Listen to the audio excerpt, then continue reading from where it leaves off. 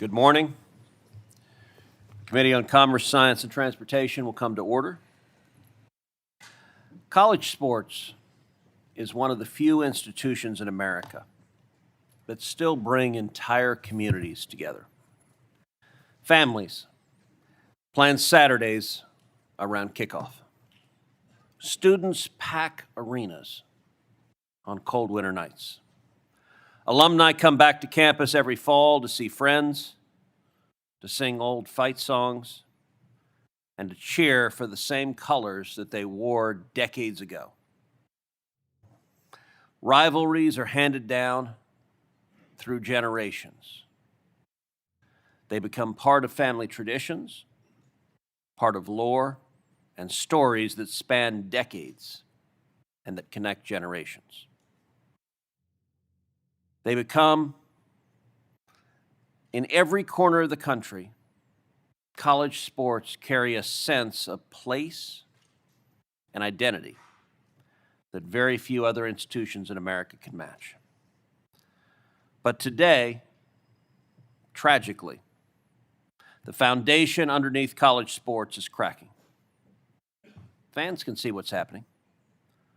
Rosters turn over every year. Your team develops a great team, and boom, the next year they're gone somewhere else. Schools fight to keep pace with out-of-control NIL spending. Coaches have to re-recruit their own locker room each offseason. Eligibility disputes are decided by lawsuits and emergency injunctions. Historic rivalries go away. Pro athletes are returning to play in college. The richest conferences keep pulling further and further away, and the mid-major programs become farm teams for the Blue Bloods. In 2024, Marshall withdrew from the Independence Bowl after its coach left, and 25 players entered the transfer portal. UNLV fans watched their 3-0 team lose its starting quarterback mid-season after an NIL dispute. And the Pac-12, one of the most historic conferences in college sports, collapsed under realignment.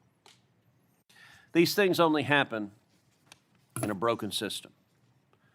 To be clear, this problem wasn't caused by student athletes profiting from their name, image, and likeness. The problem is the old system was dismantled without a durable replacement. College athletics is being torn apart from every direction. State laws compete against each other. Agents, collectives, boosters, and media companies make decisions without care for the student athlete or the greater good. And when national organizations try to create some structure, they're repeatedly sued, forced to change the rules again, or simply blocked from enforcing them. As a lawmaker, it was not my intention to try to insert Congress into college sports. College sports came to Congress because changing the law is the only way to fix the legal chaos that we're seeing right now. Congress, unfortunately, helped create the legal environment in which college sports now operates. Federal antitrust, broadcasting, and interstate commerce laws shape what schools and conferences and governing bodies can do. If college sports cannot enforce basic rules because of the laws that Congress wrote, then Congress has a responsibility to adjust them, and we're the only people who can. That's exactly what the Protect College Sports Act does. Legislation that Ranking Member Cantwell, Senator Schmidt, Senator Coons, and I introduced. That's what it's designed to do. For the fans, the Protect College Sports Act creates a national rulebook that restores order to a system that is overwhelmed by transfer chaos, recruiting, inducement, tampering, eligibility lawsuits, and unchecked bidding wars. It preserves real and legitimate NIL opportunities for student athletes. That's better and more fair But it also makes clear that college sports should not be a constant and unrestricted free agency, where programs are rebuilt every offseason through payroll instead of coaching, player development, and fair competition. It puts education back into college athletics. Most student athletes, we know, will never play professionally. The statistics are 99% of the more than 500,000 student athletes in America will not play in the NFL, will not play in the NBA. But college sports is an incredible avenue for opportunity for them. Those athletes, they play to compete, to earn a degree, to gain discipline, to become leaders, and to build a foundation for life beyond the field or beyond the court. This bill is designed to put student athletes on a path to a degree, and it protects their scholarships regardless of injury. If they blow out their knee, their scholarship is still there, and regardless of their performance. The bill also brings accountability to the NIL and to the agent marketplace. It requires standard terms and legal protections in NIL contracts, and it prevents agents from charging outrageous fees, which right now is an endemic problem. Young athletes and their families deserve clear contracts, honest representation, and protection from people who make promises they cannot keep. It establishes strong health and safety protections and restores clear eligibility standards so that rules are not written by local judges or a G League player coming back to swipe a roster spot from an 18-year-old kid fresh out of high school. The Protect College Sports Act also gives universities the option to pool media rights, the same authority given to professional leagues like the NFL. I want to make clear, this provision is entirely optional. It is also not a statement on the current use of the Sports Broadcasting Act, as I know many of my colleagues have expressed concerns that the antitrust exemption given to professional sports leagues is not serving consumers in today's landscape. This new option exists so that schools can make TV money work for college sports by helping to generate revenue to support and preserve Olympic sports and women's sports, to protect traditional rivalries for fans, and to keep games accessible for all of those who love them. Some critics ask, with everything going on in the world, why is Congress focused on college sports? Let me explain. If we do nothing, the current trajectory will concentrate more power in fewer hands and will widen the gap between the richest programs and everyone else. In a few years, if we do nothing, we could lose dozens of historic football and basketball programs, not to mention tens of thousands of Olympic sports at colleges dependent on the revenue from football and basketball. Is that what our country wants? To allow federal law, the failings of Congress, to kill off everyone but the SEC and Big Ten. Look, I'm from Texas. I love the SEC. The Big Ten, they're incredible institutions. But I also love all of the rest of institutions that make college sports so fantastic and fun to watch. If we do nothing. A few years ago, college football in Texas could be reduced to UT and A&M. Both incredible institutions, but if we wake up and those are the only football programs in Texas, we've done something tragically wrong. As much as I love them, I want to see Baylor and Rice and TCU and SMU and Texas Tech and all of the great institutions being able to compete and having a chance. Our system of college sports is unlike anything else in the world. This is something to reflect on. There is no nation on planet Earth that has anything remotely comparable to college sports in America. I have to admit, before we began working on this, I never focused on that. I never thought of that. You just kind of take for granted that's what Saturdays are about, is college football. But there's no other country that has a 500 million kids at any given time, many from low-income environments, many who would never otherwise have a chance to go to school, have an avenue to get an education, to learn discipline, to learn sportsmanship, to learn excellence. That is extraordinary. If we wake up in a few years and instead of 500,000 kids in college sports, we have half as many, and that opportunity has been taken away, that would be a profound disservice to this nation. And I believe all of us should prevent this. Let me make a final point. Look, this is a time when both political parties are battling like crazy. We practically can't agree on anything. We wake up in the morning, say good morning, and half of us say, no, it's not. Like, it's just, that's the reality of the world we're in. I hope and pray, and I'm encouraged that this is a moment where we can come together, and I will say, I want to take a moment of praise for Ranking Member Cantwell. She and I have spent hundreds, if not thousands of hours negotiating this bill. It has been excruciating. I am certain Ranking Member Cantwell thought at multiple times we're never going to get there. I have to admit, I thought at multiple times we're never going to get there. I'm going to confess to everyone there is a secret sauce, which is when we had moments when everything broke down, I did have my staff bring in Cuban coffee. I am now the lone remaining Cuban American in the Senate. And Cuban coffee, it is full of caffeine and sugar, and if nothing else works, Cuban coffee solves a lot of problems, and we would knock down some Cuban coffee and then go back and keep negotiating. That gives me some hope and optimism we can actually get this done. And by the way, I think the country will be shocked if they see Congress actually get something done. I want to thank the witnesses for being here. I want to thank everyone for being here. We got a job to do. Ranking Member Cantwell.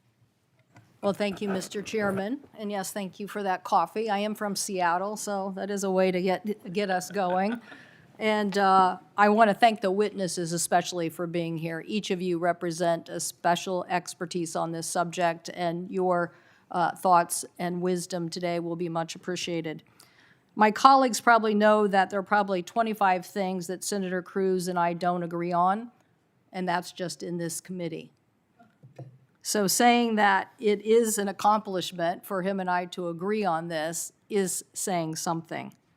We agree today that college athletics are in crisis, and we agree that the system is broken and unsustainable. Universities, athletes, and fans are pleading with us to do something about this issue. Schools are cutting women's and Olympic programs, and they are dropping scholarships. I think we have a poster out here that shows that. Erasing roster slots to try to keep pace with out-of-control spending in football and basketball, and I think as Coach Saban says in his statement, that this has turned into pay for play. So we cannot have a pay-for-play system and then continue to cut this many women and Olympic athletes in various programs. Just since 2023, over 100 programs and more than 1,000 athletic scholarships and rosters in women and Olympic sports have been eliminated, and it's going to get worse. In April, the University of Arkansas and St. Louis University both announced within days of each other they were going to cut the women's, actually, and men's tennis team. Kansas, Colorado, Rutgers, and Washington State, my home state, beloved institutions with strong alumni bases and storied histories are getting hollowed out. And even if the universities are not cutting sports programs, they are taxing students who are not athletes and taking money out of their general funds to cover ballooning athletic program deficit. James Madison University now charges every student an extra $2,400 a year for athletics, whether or not they ever step on a field. What once felt like a shared national pastime has become a free-for-all, a money flowing with few guardrails, players and coaches constantly moving, and schools struggling to keep pace. As Coach Saban notes in his testimony, and I thank you for emphasizing the effect on women and Olympic athletes. I appreciate that coming from a football coach. the whole ecosystem is important. Coach Saban says, quote, "We will lose scholarships, we will lose Olympic pipelines, we will lose chances for young people who may never play professionally but whose lives are changed by college sports," end quote. The pay-per-play antics and this failed system are putting our future Olympic athletes and future women sports participants at risk. When you ask the American public in a poll about this, it's not football that rises to the top. Only 54% of the respondents say they really care about football. 87% of the respondents say the most important thing they worry about is women and Olympic sports. And why not? Because they understand how unique they are and how threatened they are by a system that cuts even $1 from where we are investing today. Clearly, both of these things, women and Olympic sports, need larger investments than we are doing today. Other countries like China and Russia recruit their athletes and do it through dedicated programs and dedicated facilities. We rely on our college system instead to help train the best. 3 out of 4 members of the 2024 Olympic team in Paris were current or former college athletes. And it was the women Olympians in Paris who took home the majority of the gold. As Notre Dame athletic director Pete Bavacqua, who is here with us today, said, quote, "If we continue to go down this path of no legislative action, Olympic and women's sports around the United States will be at risk both this year and years to come," end quote. I believe the failure of us to act here will make us responsible for the outcome of future Olympic teams if we don't come up with a solution. But as my colleague Senator Cruz said, none of this is inevitable. We can and we should write better rules that put athletes first and keep our institutions strong, and that is exactly what the College Sports Act does. It protects college athletes' hard-won rights to be paid name, image, and likeness and recognizes revenue sharing, as in the settlement agreement. It replaces a patchwork of weak state laws with strong federal laws. And our bill makes sure that an athlete cannot lose a scholarship because of an injury or a bad season. And it requires Division I schools to guarantee those scholarships even after they've graduated to make sure they can complete that after they've finished so they can complete their college education. It requires Division I schools to have medical care while athletes play and for 5 years after. And we create a $60 million trust fund for athletes with long-term conditions like CTE. That is landmark investment. It also makes sure that medical staff is independent so that coaches can never overrule a doctor. And it ensures that whistleblowers can't be retaliated against. The bill puts real rules on unscrupulous agents who have started to exploit our youngest athletes at the high school level. And it does this by making sure that we cap their fees and make sure that they are registered in their states. It also ensures that the NCAA and conferences cannot provide women with unequal facilities. That means travel, meals, rest, championship tournaments. Women get to be treated equally as the men's team. And these rights have teeth. If they're violated, the athletes can have their day in court. This bill also gives institutions a way to raise more money without having to raid endowments or levy new fees. I believe, and I hope that Mr. Gee will emphasize on this today, we cannot lose the innovation race with China because we are cutting university R&D and putting it into sports instead. These institutions have very important roles for our nation right now. And any school that chooses can pool its media rights and negotiate with them, similar to what the NFL and NBA do today. It lets these schools build smarter schedules so regional rivals can play closer to home. It requires that every football and basketball game be offered in local markets for free viewing in the home market. I think every one of my colleagues will want to go home and talk about this. We are not letting content be put behind a paywall so that you can only access it, your favorite team, if you buy a subscription.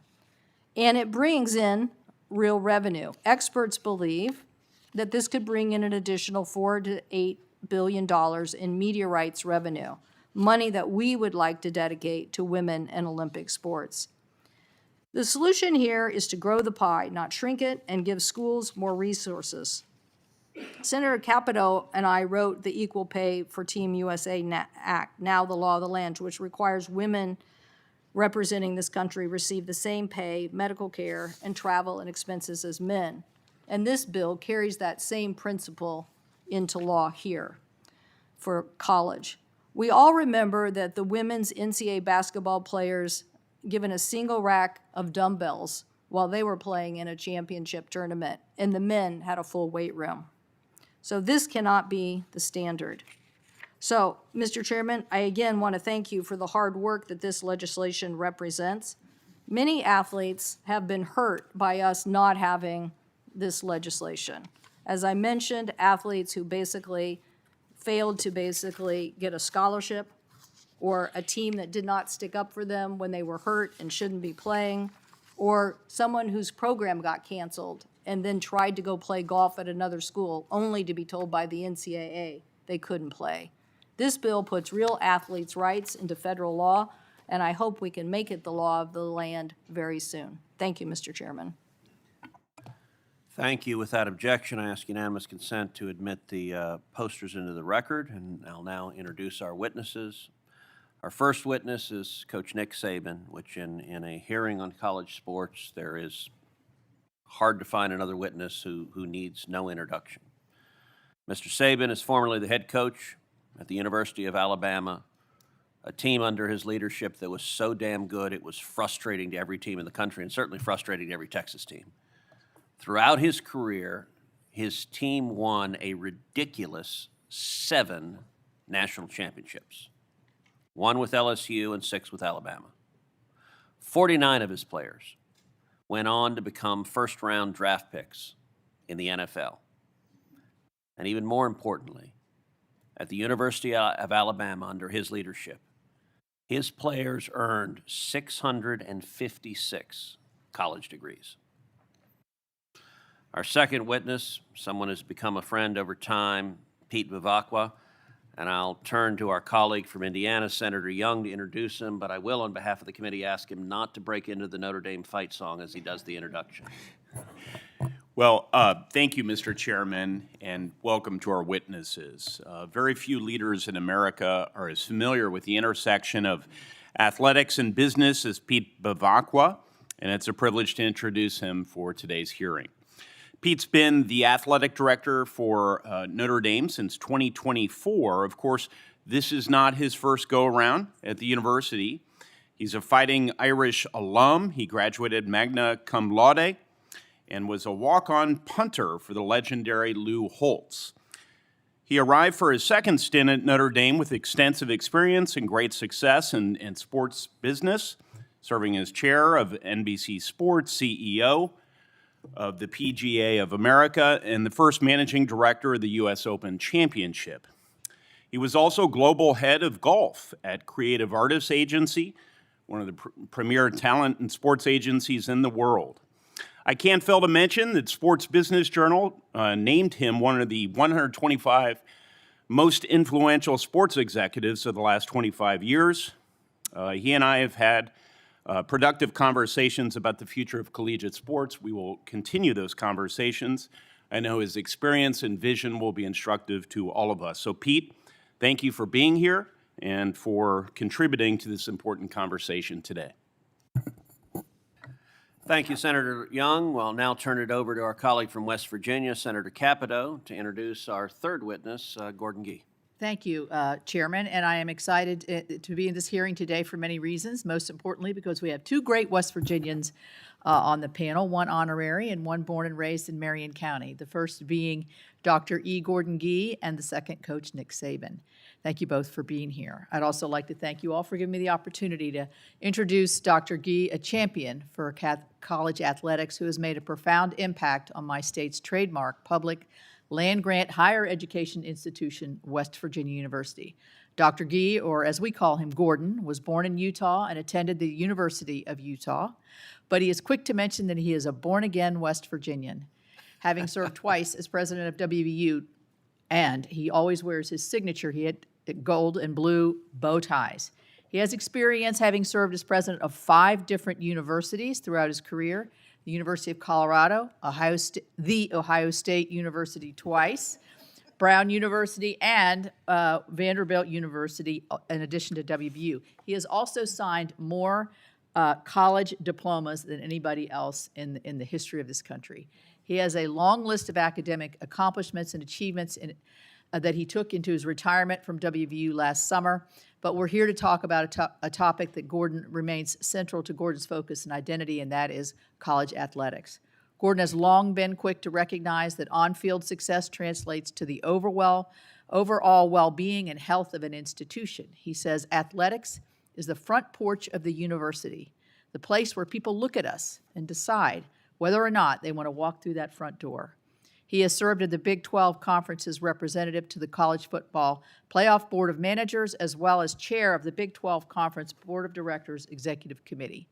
As Gordon navigated WVU through the challenges and complexities of the COVID-19 pandemic, he was a leading voice in maintaining that the 2020 college football season would go on, saying that West Virginia University will be playing football even if I have to suit up myself. Look at Gordon. Gordon's vast experience in this field will enhance the perspective of our members as we discuss ways to protect college sports and support our athletes.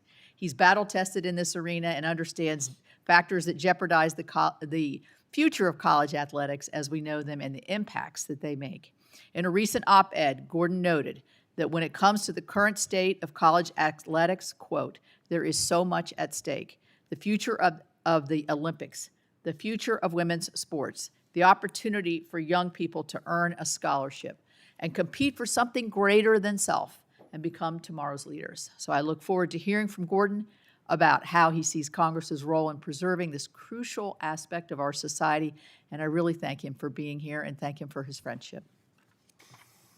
I thank my friend Senator Capito, and in defense of our witness, I will note he may not be big, but I am confident he's really damn quick. Our next witness is Teresa Gold, Commissioner of the Pac-12. As Commissioner, Ms. Gold has sought to build upon the 100-year legacy of the Pac-12 by launching in 2026 with 9 member universities. She brings extensive experience in athletics management from UC Davis, UC Berkeley, the West Coast Conference, and the Midwestern Collegiate Conference. And our final witness is Lance Holtzclaw. Mr. Holtzclaw is a student athlete, welcome, playing defensive end for the Utah Utes football team. He played football for the University of Washington before transferring to Utah in 2024. Coach Saban, you are recognized for your opening statement. Can you make sure to turn your microphone on? Thank you, Chairman Cruz. I could use a little of that Cuban coffee because I didn't sleep much last night worrying about this testimony. Ranking Member Cantwell and members of the committee, thank you for the opportunity to testify. And I really want everybody here to know that I'm not here to represent a conference or a team, but to preserve college athletics as a whole. You know, I think we all have to ask ourselves a question: what is our guiding principles for the future of college athletics, including Olympic, women, and non-revenue sports? You know, I've spent my adult life in college athletics. I believe in it. I've seen people young people come in the program, need structure, need discipline, need coaching, need academic support, need accountability. And I've seen them leave with a degree, a career, a family, and a better chance to be successful in life. I think the current system that we have in college athletics right now makes it more and more difficult to do these things. We've moved away from development to focusing on money and not life skills. So to put this in perspective, if you had the biggest, baddest Ferrari that you could ever have and it was going 150 miles an hour toward the Grand Canyon, somebody needs to tap the brakes. And I think that's what we all need to do here. And I'm going to veer a little away from my testimony and just give you some examples of things that I think people may not know that are happening in college football that are huge problems. First of all, I think student athletes should profit from name, image, and likeness as long as those things are authentic endorsements. They create branding for themselves. They sign with the company. They do promotions. I think these things are all healthy for their education as well as their quality of life. I think name, image, and likeness has become pay for play. I said 5 or 6 years ago when a school that I'm not going to mention who didn't do anything wrong had what is called a collective. A collective is an organization that raises money basically from alumni to be able to pay players and disguise it as marketing opportunities. When a school did that, the first school that did it, I said, is this what we want college football to become? And I got really criticized for that. But it has become that. And it's become pay for play. And we've also extended the opportunities now to funnel money from operations, which come to the universities as marketing opportunities from the university standpoint, to funnel that money out of operations into paying players. So now if you take that $20 million or whatever it is, you could fund 5 or 6 Olympic and women's sports. So these are things that I think need to be addressed, and I think this bill takes a big step forward in doing that.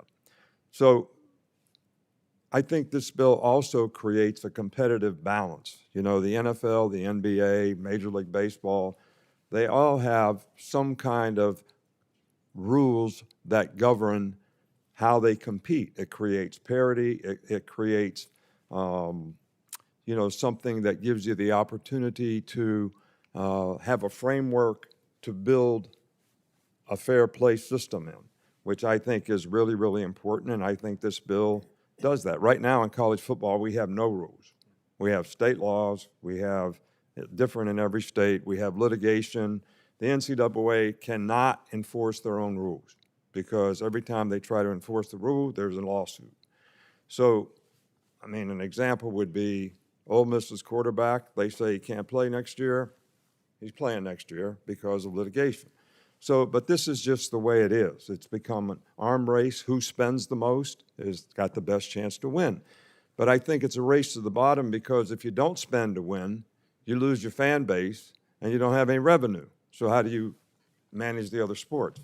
So the one thing that I think this bill does, sort of enhance the enforcement of the House settlement, which to me is a start, which sort of creates a revenue share, kind of a cap, and also controls some of the name, image, and likeness things that this bill tries to control. So transferring. I think transferring is a good thing. I don't think a player should be trapped in a bad situation. But I also think multiple transfers have a negative effect. I think there can be legitimate circumstances where you can transfer more than once. I think if you graduate, you should be able to transfer again because you might have a fifth year where you can have more success someplace else. But unlimited transfers creates free agency. Free agency with a collective, now you're talking about bidding war for players. And then you've got agents out there that are not certified, that are enhancing players or encouraging players to get in the portal, I can get you more money. So now we have this unbelievable number of players that get in a portal every year, and we have nothing to control agents. We have nothing to control tampering. Clemson had a player that was on campus for a whole week, and they come and got him off the campus and took him someplace else. So these kinds of things going on in college football are absolutely not what any of us signed up for relative to the educational institutions that, we've all tried to represent. So what's the cause and effect of transferring? I think every time you transfer, you have less and less of an opportunity to graduate. This hits home with me because I actually coached 50 years ago when people didn't graduate, and we saw 30 for 30s on what happened to their life.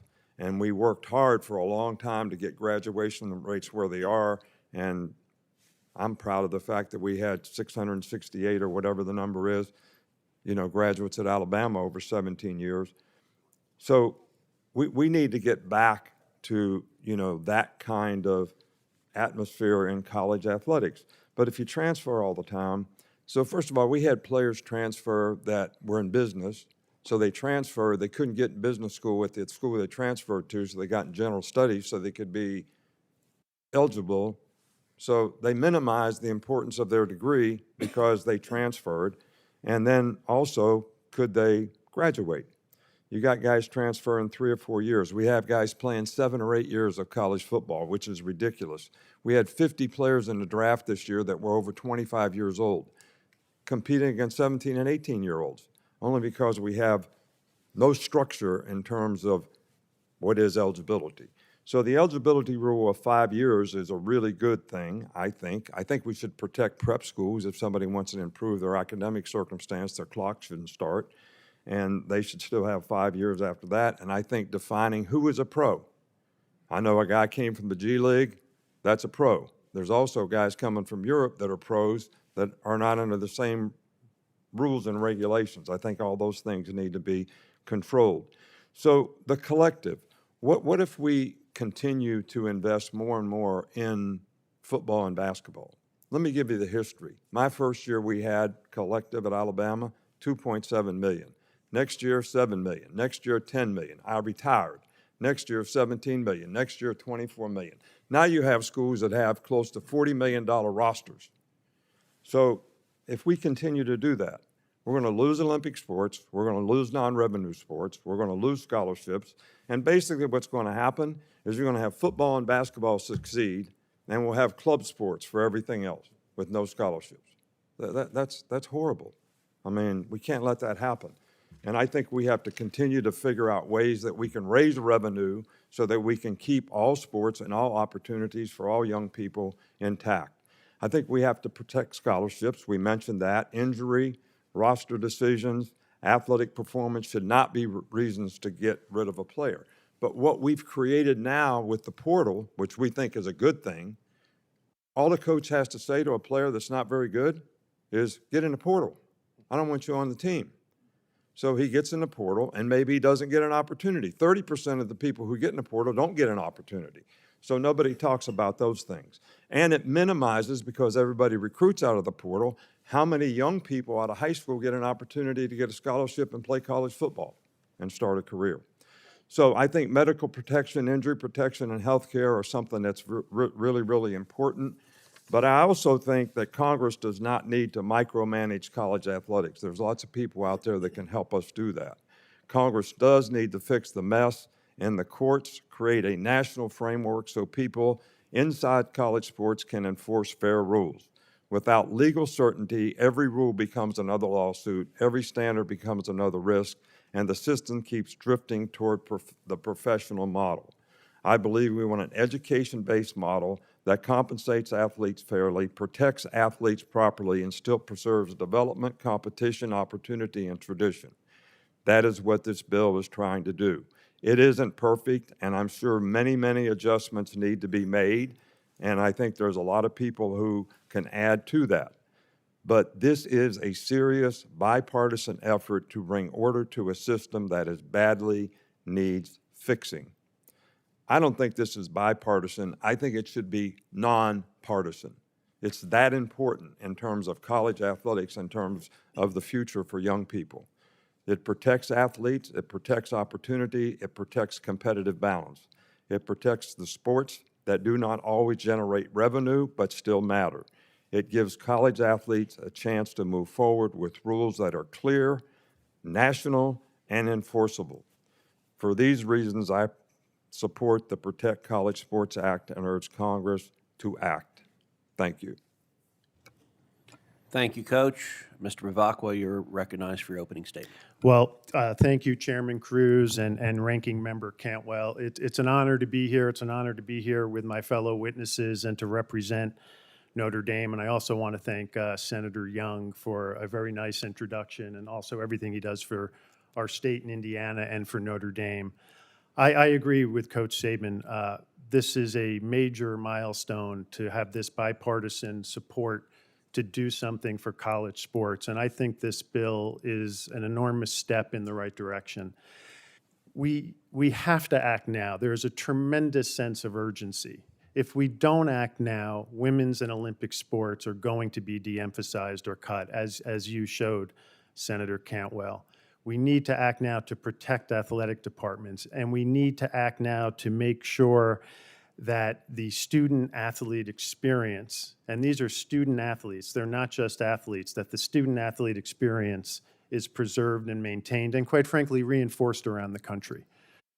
We need sanity restored to the transfer portal. We need sanity restored to what it means to be a college student-athlete around eligibility. I love the fact that we're talking about protecting scholarships, that we're talking about extended medical insurance, that we're talking about some real regulations around agents that are out there representing these young men and women. We need a realistic cap. The concept of a cap emanating from the House settlement, in my opinion, is a fallacy. There is no cap. It's an equation. It's an X plus Y equals Z equation, X being the cap dollars, Y being the gray space of third-party NIL, which quite frankly right now is littered with abuse and uncertainty. The more money that can come from the cap directly to student athletes, I think will go a long way. And at Notre Dame, you know, our North Star in the athletic department is preserving that student-athlete experience. We want an integrated student-athlete experience. And we spend so much time in this country talking about the superstars. In our world, the Jeremiah Loves, the Hannah Hidalgos, the Caitlin Clarks, the Cooper Flaggs. But if Congress doesn't act now, there are going to be thousands and thousands and thousands of stories of young men and women, particularly in football and men's and women's basketball, that bounce around to 3, 4 schools. And when you're going to 3 or 4 schools over a defined, finite amount of time, the educational aspect of this becomes a total farce. And maybe they're earning NIL money along the way in bits and pieces, and maybe at a young age you feel that NIL money is going to cure all of your monetary woes for the rest of your life. But these are not the type of kids who have the talent to make it in the NFL, the NBA, or the WNBA. And you're going to have a generation of student athletes, thousands of cases, that are finishing their college journey without a college degree, with money that is fleeting. So by the time they're 25, they've torn through that money. And it's kind of a good luck with the rest of your life. You know, we make a promise to our student athletes. We talk about 4 for forever. You're 4 years at Notre Dame. You're 4 years, you're 5 years at any university, whether it's the University of Alabama, West Virginia, universities in the Pac-12, where Lance is at Utah. That school owes those student athletes the skills, the education, and the degree to make it in life. And so I applaud this bipartisan effort. Coach Saban said, hey, it's not perfect, but it's progress. It's tremendous progress. And if we don't act now, I fear the future of college sports. We need a realistic cap. We need to clear that up. We have to be forthright with one another. If we have these continuing runaway roster fees, primarily around football and men's basketball, I think there's going to be 2 inevitable outcomes. You're going to have a super league, because there's only going to be a small number of universities that are going to wake up year in and year out and say, okay, we can still invest this type of money to field a nationally competitive football team. I don't think a super league is good for college football, and I certainly don't think a super league is good for college sports. The other thing, and I think we've all said it, and Senator Cantwell, you said it so well, even the strongest universities, the healthiest universities, if you continue to have these runaway roster fees, if you continue to have a failed House settlement with a cap that is not realistic and continued motivation to move into that gray space of third-party NIL, you are absolutely going to see the continuation of the slide that you put up with cutting and de-emphasizing Olympic and women's sports. And that would be a very, very sad day for this country, and an unbelievably negative thing to take away all those amazing opportunities for hundreds and hundreds of thousands of young men and women who get their life started in a great direction by participating as a student athlete at universities all around this country. So I thank you for the efforts you've made so far. I thank you for this bipartisan bill that you've put there. I hope and I know that you want to work with all of us and leaders in the college space to get this bill in as good a shape as possible. And as I said, I'll repeat myself, I think it's a wonderful step in the right direction. Thank you. Mr. Gee, you're recognized for your opening.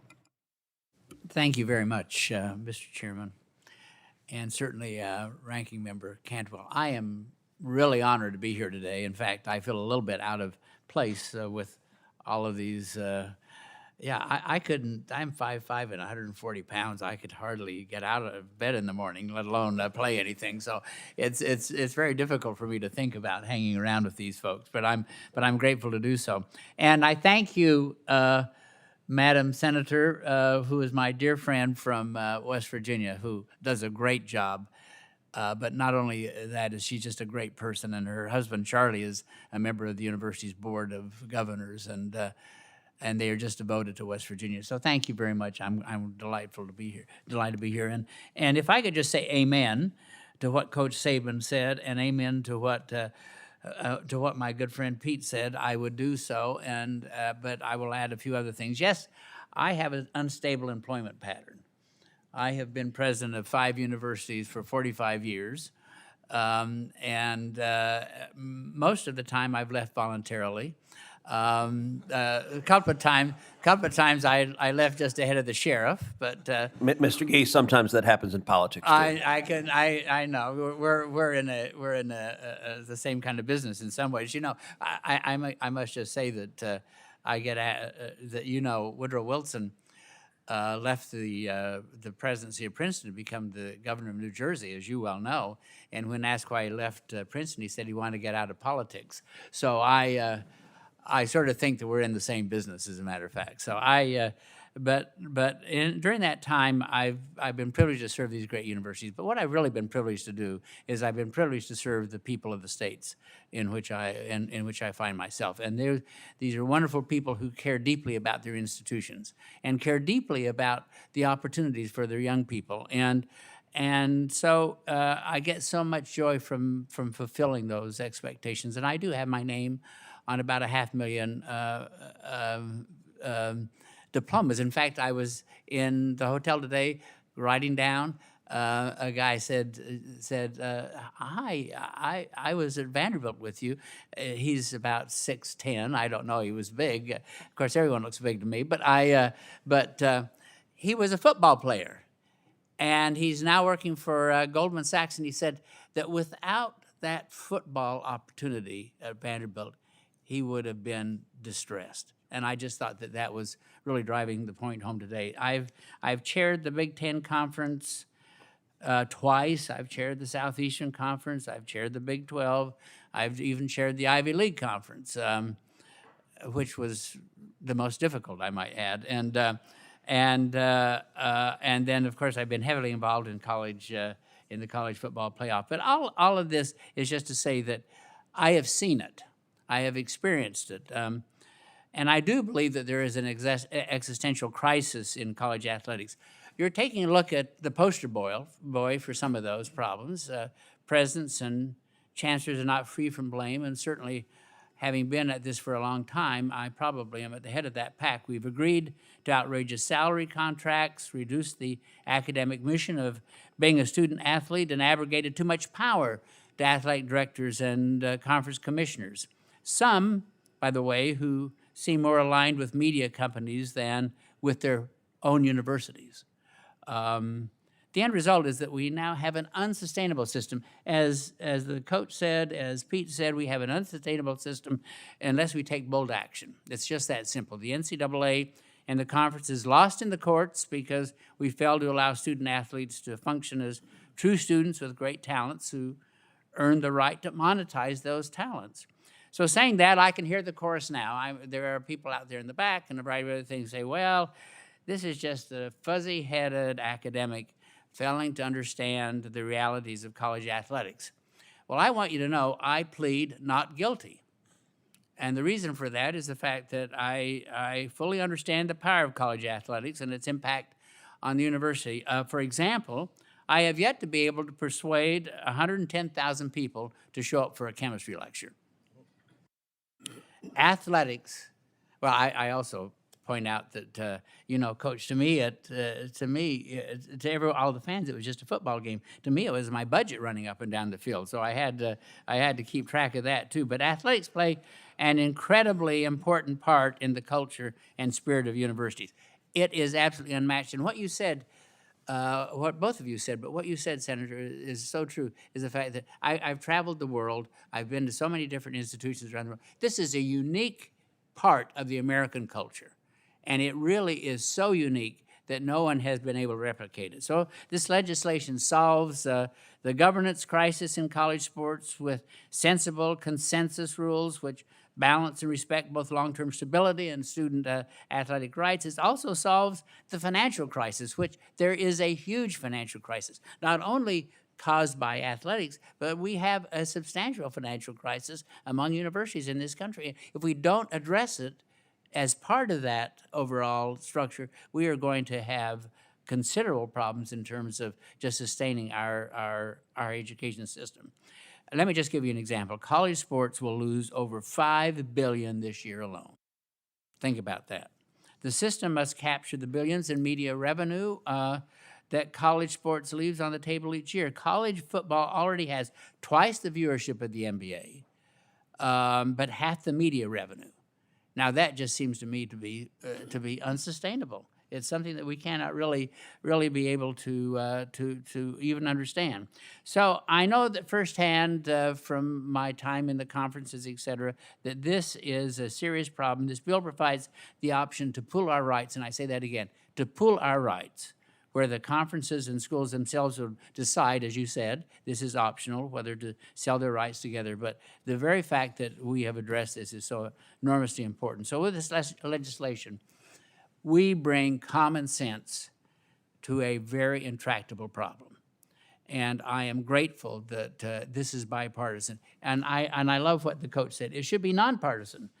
College athletics should be nonpartisan. It should be about joy, achievements, and a variety of other things. So making certain that there are sufficient resources to support women's sports and Olympic sports are absolutely critical. Senator Cantwell and I have talked about that so many times. I feel so strongly about that. So today, we have an opportunity. And I do believe that window will close quickly. And there are those who don't want that window to remain open. We have to run through it. And I've got some pretty good fullbacks here, including my guy right down here. He said he'd be my fullback too, right? As a matter of fact. So thank you very much, Mr. Chairman. Well, I'll warn you, as a defensive end, so he's more used to tackling. I know, yeah. Ms. Gould, you're recognized for your opening statement. Good morning, Chairman Cruz, Ranking Member Cantwell, and members of the committee. Thank you for the opportunity to share my perspective on your vital work regarding college sports, an industry I have proudly served for more than 36 years. While college sports is now a massive business, its core purpose remains unchanged despite recent seismic shifts. College athletics has always offered and continues to offer transformational opportunities for young people, while serving as an anchor for alumni and communities nationwide to connect to the institutions they love. A cornerstone of American life that is uniquely ours. Today, however, a combination of both internal and external pressures has brought us to a concerning crossroads. Without immediate intervention, we risk significant damage to our colleges and universities, and even more importantly, to the student athletes who are caught in the middle. Yet, despite the challenges facing the current system, college athletics continues to thrive, expanding its audience, producing future Olympians and leaders, and delivering meaningful value to higher education. Like much of college athletics, the Pac-12 has faced unprecedented disruption. Yet through periods of adversity, we have remained relentless, creative, resilient, and willing to challenge convention. From securing national representation in governance at both the NCAA and conference level, securing student-athlete benefits, providing national exposure for women's sports, the Pac-12 has consistently challenged the status quo and remains committed to meaningful reform through this process. All of the challenges facing college sports cannot be fixed in a single bill. There are just too many complexities, yet we must act immediately on the most pressing needs that are in front of us. Codifying critical student-athlete benefits and protections, providing a limited antitrust safe harbor, enforcing the House settlement as originally agreed upon and intended, ensuring that the implementation remains true to that intent, establishing strict safeguards against bad actor agents who prey on our student-athletes, and creating new mechanisms, including pooled media rights, to generate incremental revenue to help preserve women and Olympic sports, and to fund the growing costs of our evolving model. These core items, all included in the Protect College Sports Act, will help secure our model so that future generations can pursue the same impactful experience our country and the Pac-12 conference I represent has provided for more than a century. Because many important issues cannot be resolved this year, the proposed commission provides the framework to evaluate the complex changes that require more time and broader collaboration. Leadership of this effort must come from a diverse, balanced body that includes student athletes, represents the broad spectrum of Division I membership, and is grounded in both accountability and transparency. Our future model must encourage fair opportunities for all institutions to invest in student athletes, ensuring reasonable access to the very highest levels of competition. Every program and every student athlete deserves a world where they have a fair shot. Through the commission framework, we must honestly engage in a conversation around student athlete employment status and collective bargaining. Student athletes deserve a meaningful voice in decisions that affect them, and our future model must reflect that partnership. It should recognize the diverse perspectives and aspirations of all student athletes, from those in revenue-generating sports with significant economic upside to those in Olympic and women's sports who may be seeking a different collegiate experience. They all matter, and they all deserve a voice. The commission should evaluate innovative structures for the future that reduce travel, limit time away from campus, and support student-athlete well-being while preserving competitive opportunities. And any future governance model must also represent the diverse realities of 300+ very differently situated Division I institutions. The clock is ticking. We must act now to modernize our system and address the complex challenges facing college sports. While no solution is perfect, we have a pivotal opportunity to make meaningful progress. Doing nothing is simply not an option. The Pac-12 is committed to being part of this solution. If we come together at this critical moment, we can protect the traditions we love while recognizing the rights, offering the experiences, and delivering the protections that our student athletes truly deserve. Thank you. Thank you, Ms. Gould. Mr. Hortzclaw, you're recognized for your opening statement. Thank you to Chairman Cruz, Ranking Member Cantwell, and all distinguished members of the committee. I thank you again for this opportunity to appear before you today, available to me through being in college athletics. Introducing myself to y'all as I'm probably the least recognizable face sitting on this witness stand, but my name is Lance Holtzclaw, and I am a football student athlete at the University of Utah, and it's an honor to be here representing current and future student athletes across the country. My journey to this table began in my hometown of Dorchester in Boston, Massachusetts, but during my sophomore year of high school, I had moved to Mesa, Arizona, and sports have become a major part of my life at an early age and have helped teach me discipline, resilience, accountability, teamwork, and what true brotherhood looks like. Since Pop Warner football, I've dreamed of competing at the collegiate level while pursuing an education that would prepare me for life after sports. Also, I'd like to thank my parents, Anika Garcia and Hubert Holtzclaw, whose unwavering support, guidance, and sacrifices have made my journey possible. In high school, I was recruited during the COVID-19 pandemic. Recruiting visits were limited, evaluation periods were disrupted, seasons were cut short and canceled, and many of us were forced to make life-changing decisions under circumstances no previous generation had experienced. Following high school, I attended the University of Washington, where I began my college career. During that time, our team captured the final Pac-12 championship, went on to college football playoffs and won the Sugar Bowl, and advanced off to the national championship game. I then transferred to the University of Utah, where I earned my degree in sociology and still have one season of eligibility remaining. Throughout my college career, I've experienced college athletics across the Pac-12, the Big Ten, and the Big 12 conferences, giving me a firsthand view of how conference realignment has reshaped the student-athlete experience. I want to thank this committee for recognizing the importance of including student athletes in this conversation about the future of college sports. While I may not have the titles or experience of others testifying today, I do bring a perspective that cannot be replicated, which is the perspective of a student athlete living through these changes in real time. I've experienced the impact of NIL, the transfer portal, conference realignment, evolving eligibility rules, and the many changes shaping modern college athletics. These issues are often discussed through the lens of policy, economics, and governance, but behind every decision are real students, balancing academics, athletics, personal development, and preparation for life. That is why student-athlete voice must remain at the part of these conversations. Decisions about college athletics should not be made solely for student-athletes, but made with student-athletes. College athletics has provided me with incredible opportunities, relationships, and experiences that have helped me elevate my life in tremendous ways. I believe strongly in preserving these opportunities for future generations while continuing to improve a system that serves the student athletes at its center. Again, I thank you all for the opportunity to be here today, and I'm honored to represent the student athlete community, and I look forward to sharing my perspective with the committee.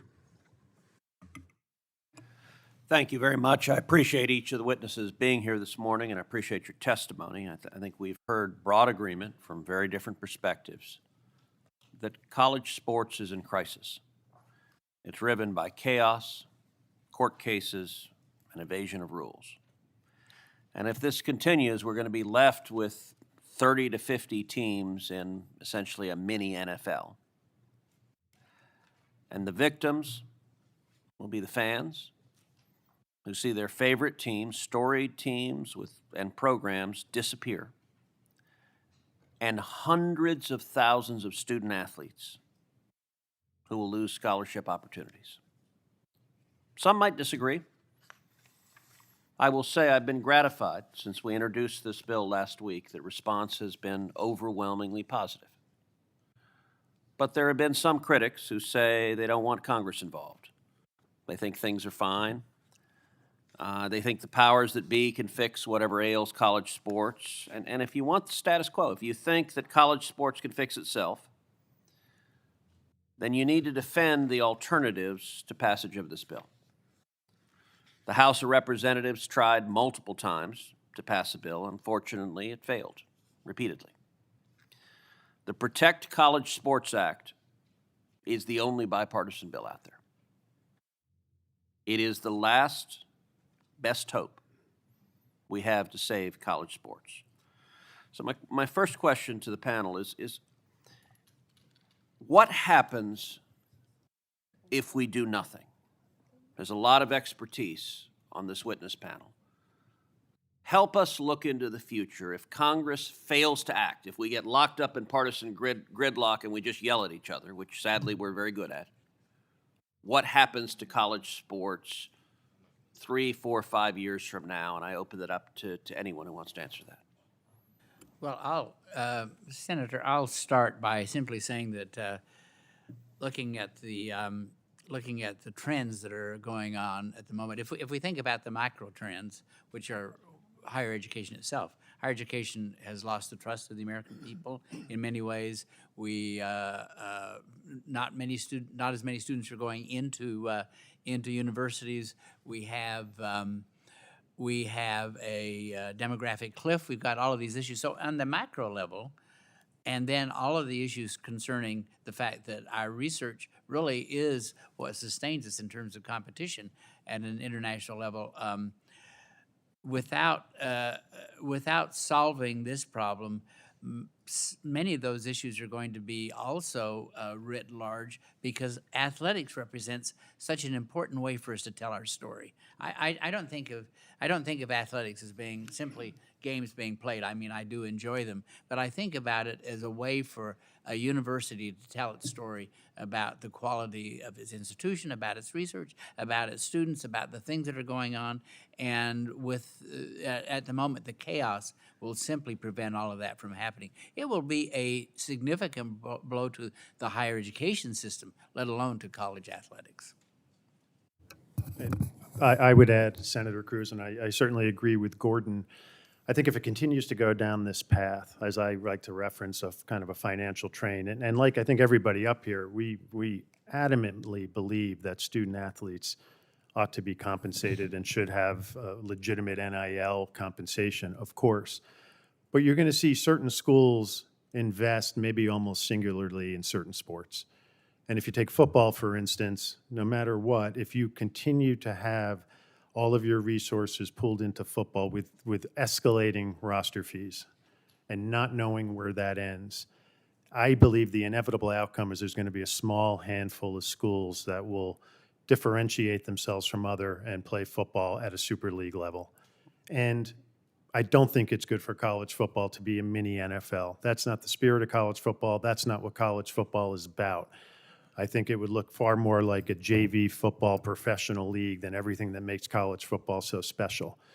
And if certain schools pour all of their resources into football or to men's basketball or to women's basketball, what I said in my opening has to happen, even at very well-positioned schools.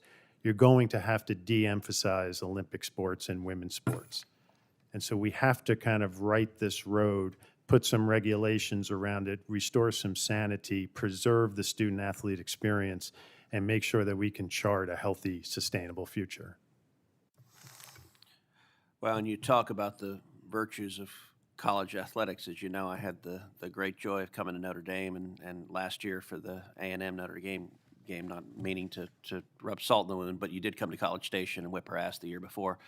But I will say, seeing Touchdown Jesus, it was a bucket list, and the culture at Notre Dame and Alabama and so many schools is incredible. And your institution does have one of the iconic sports movies to ever be made, Rudy, which is not about an NFL player. It's not about a guy who's like, you know, an all-time great. It's about someone with heart that can, through sports, achieve something extraordinary. And Ms. Gould, look, the Pac-12 has had a tough few years.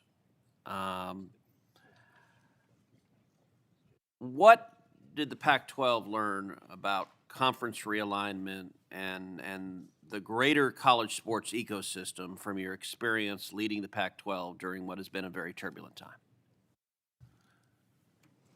Well, thank you for the question. It has been a challenging few years, but we are launching a new league on July 1, and we're really excited about that on behalf of our student athletes. Look, I think in part what I learned, and Lance mentioned this in his testimony, was what can happen when you don't keep the well-being of student athletes at the center of your decisions. And what has transpired, not just with the Pac-12, but across a lot of conference realignment and a lot of change that's happened in our system, is the well-being of student athletes is no longer at the center because of the economic pressures that we're dealing with. We now have Olympic sport student athletes traveling coast to coast for contests. We have student athletes that never show up at an in-person class on their campus anymore and are completely missing out on campus life. So I think for me, you know, when I look back on all of it and how everything transpired, I think we need to make sure that we always remember who we are here to serve, and that the decisions that we make, while there are business ramifications, are decisions about the lives of the young people on our campuses. Thank you. Ranking Member Cantwell. Thank you, Mr. Chairman. I wanted to start with you, Mr. Holzenclaw. I know you're no longer a Husky, but thank you for that championship game and season in 2024. I think you told my staff one of the reasons why you transferred is that you had 3 different coaches in 3 years. Is that right? Yes, that's correct. So I think Ms. Gould just said the effect on students, and people don't realize that then in this arms race of money and coaches transferring, that the students, I mean, how can you learn any system or a coach or synchronicity if you have 3 different coaches in 3 years? Well, like you say, it is definitely a difficult task. I will like to explain a little bit. My first year, I got recruited by one coaching staff, and then when I had got there, that coaching staff was no longer there. New coaching staff comes in, played with that staff, and then a new staff comes in after that. I then transfer, have another staff there, 1 year there, another staff leaves. So again, it just kind of ties back into people staying and leaving and kind of the leadership portion that's really important when it comes to the team. That leadership portion is so important. It drives the team. It keeps the team together. It holds them tight together and creates that real family bond that comes in when you're playing college athletics. It's extremely important to how the careers of these young men and women go out and how they're developed in their time in college athletics. There's so much that goes on with life development, that goes on with your education, that goes on with your life experiences. And I feel like that leadership portion, being strong in a system and in a program, is extremely important. So when pieces move around a lot, it can alter that sometimes. Well, it seems to me that this is one of the centerpieces that we're losing. I think all of us up here believe in competition and real competition, but I think we love the fact that college athletics has put so much focus on developing teams who are successful because they build a team and not because they have a billionaire in their back pocket. And I think that that's what we're facing here right now. Are we going to create some rules here that puts people on some level of equity and parity? Now, I wanted to bring this up with you, Ms. Gould, because you've been very polite about this. I mean, the bottom line is WSU had a $35 million hole blown in their $85 million college budget. Basically, that is the revenue that was taken out of the Pac-12. And I think the reason why Senator Cruz and I have a letter from the Big Ten and the Big 12 and the ACC is because they think that that's what's going to happen to them next, that somebody's going to come in and rearrange the deck chairs of those conferences, steal the eyeball schools, and then basically leave everybody with everything else. Now, I believe in the rivalry of the Pac-12. I believe in the historic, Rose Bowl competitions and the unbelievable rivalries between all of these West Coast schools, and it's been phenomenal. But now WSU, instead of having a $35 million media budget, has I think, $10 or $12 million media budget. So are we just going to let this continue to be this arms race? What do you think that we should do to make sure that we are saving this? And then for you, Mr. Gee, I have a question because you were very clear about where you think the alignment is. The alignment is with the new media companies. Even though we're losing $5 billion, there are people that don't want to look at an option to create more revenue, and that the schools, so I want to hear from you on that point, but Ms. Gould. Yeah, well, I appreciate that the act has some conversations in there about what the future model should look like relative to scheduling and relative to conference alignment and relative to the future model. I think we are at a crossroads where this history that we have in our industry of everybody just poaching some other league based on media rights dollars or whatever the driver might be, I think we have to take a step back and really think broadly and creatively about what the future model should look like. And as I referenced earlier, because it has impacts on other institutions in these states, and because it has practical impacts on student athletes, I really look forward to the work that the commission will do around this. And to be creative and innovative, maybe we look at regionalizing Olympic sports to try to keep student athletes at home. But I think now is the time for us to think about the role of conferences and what the structure looks like moving forward. Mr. Gee, has the current system failed? Absolutely. That's the reason we're here today. I mean, we would not be having this hearing if we had a system that was working. And so what do you think that on this notion of why university presidents didn't understand that ADs and conferences were taking us down a different direction that was going to be so painful. Yeah, I think that I've always said that there are kind of three third rails for university presidents. One is a university home, other is athletics and hospitals. And I think that so many presidents want to stay somewhat distant from college athletics because there are a lot of issues that surround that. I think that. But hasn't that cost us a lot of money? has It's cost us costing a- us it- $5 billion or It so. has cost us a lot of. And it's a lot of- causing Mr. Holzenclaw, he wants the experience that Coach Saban said that's why he coaches, because he wants to build that, and he can't get that because now he's getting a new coach every other year. You're absolutely right, and that's the reason that I'm here today. You know, I should be playing canasta on a beach. I'm 82 years of age, but instead I'm a convert. As having been a university president for so long, I realize that what we really have to do is we really have to think about universities having an obligation to each other, rather than this kind of Darwinian approach that we're taking. And I'll be just very honest. I think that we have turned over too much power to commissioners. They have a very limited notion of what it should be about. The word student is not in their lexicon. The word athlete is, and the word money.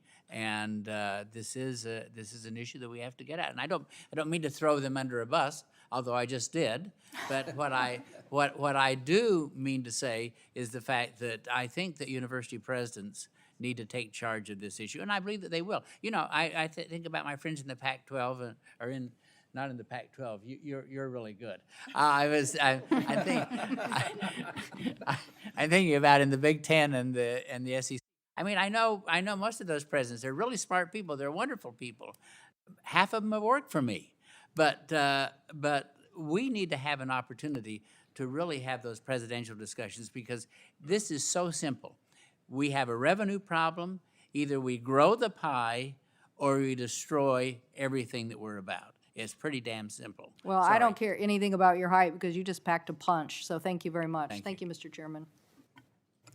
Thank you. I'll now recognize my friend and partner in this bill, Senator Schmidt, who I will note is the single best baseball player in the U.S. Senate, although, to be fair, in the Senate, that's not a terribly high bar. I was going to say it's a low bar. It is a low bar. Maybe basketball too, Senator Cruz. You never, no, but Okay, your time has expired.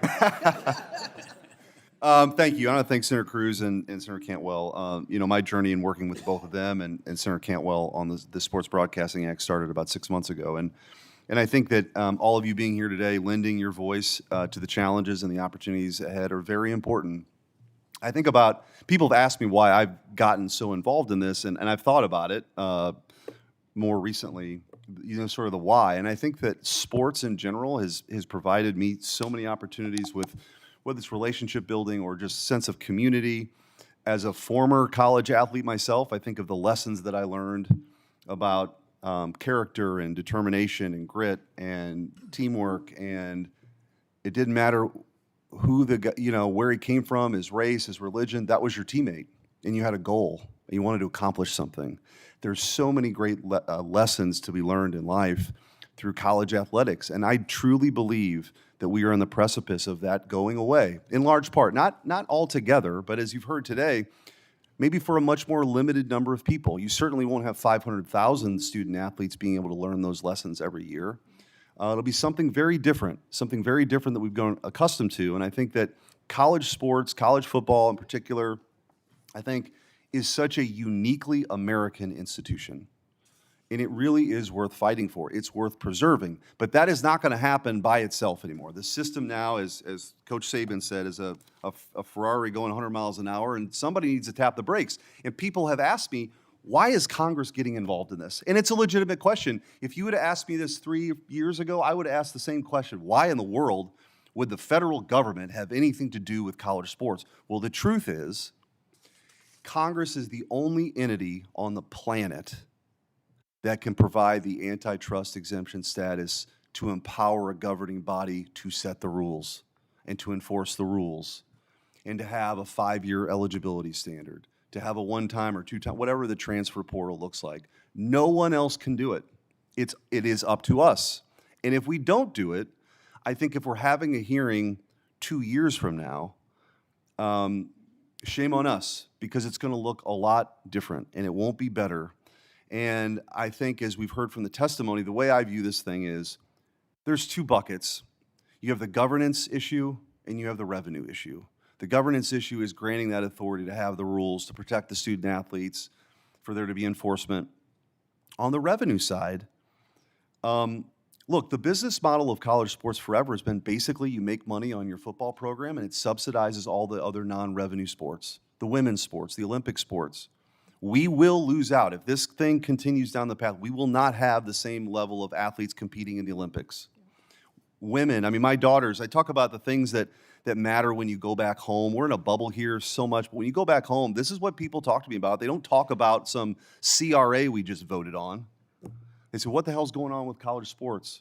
They ask about aliens too, to be honest, but they do ask about this.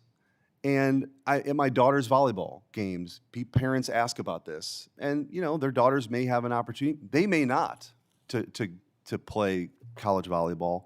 But I think for women, the Olympic sports, this is critical. And so if that model is busted, if you're now losing money on your college football program, you're just not going to be able to do those things. Or if you're spending all your money on your college football program, you're not going to do those things. You've heard even, and look, I love Mizzou. I love the SEC. It's what I watch on Saturdays. I watch other football too, much to my wife's dismay, and even late into the evenings. But I want there to be an opportunity for other schools to be able to compete. And you've got the governance piece and you've got the revenue side. And I think it's very important. This is totally voluntary for the conferences to opt in. Nobody has to do it. I wouldn't want the SEC or the Big Ten to do it if it didn't make sense for them.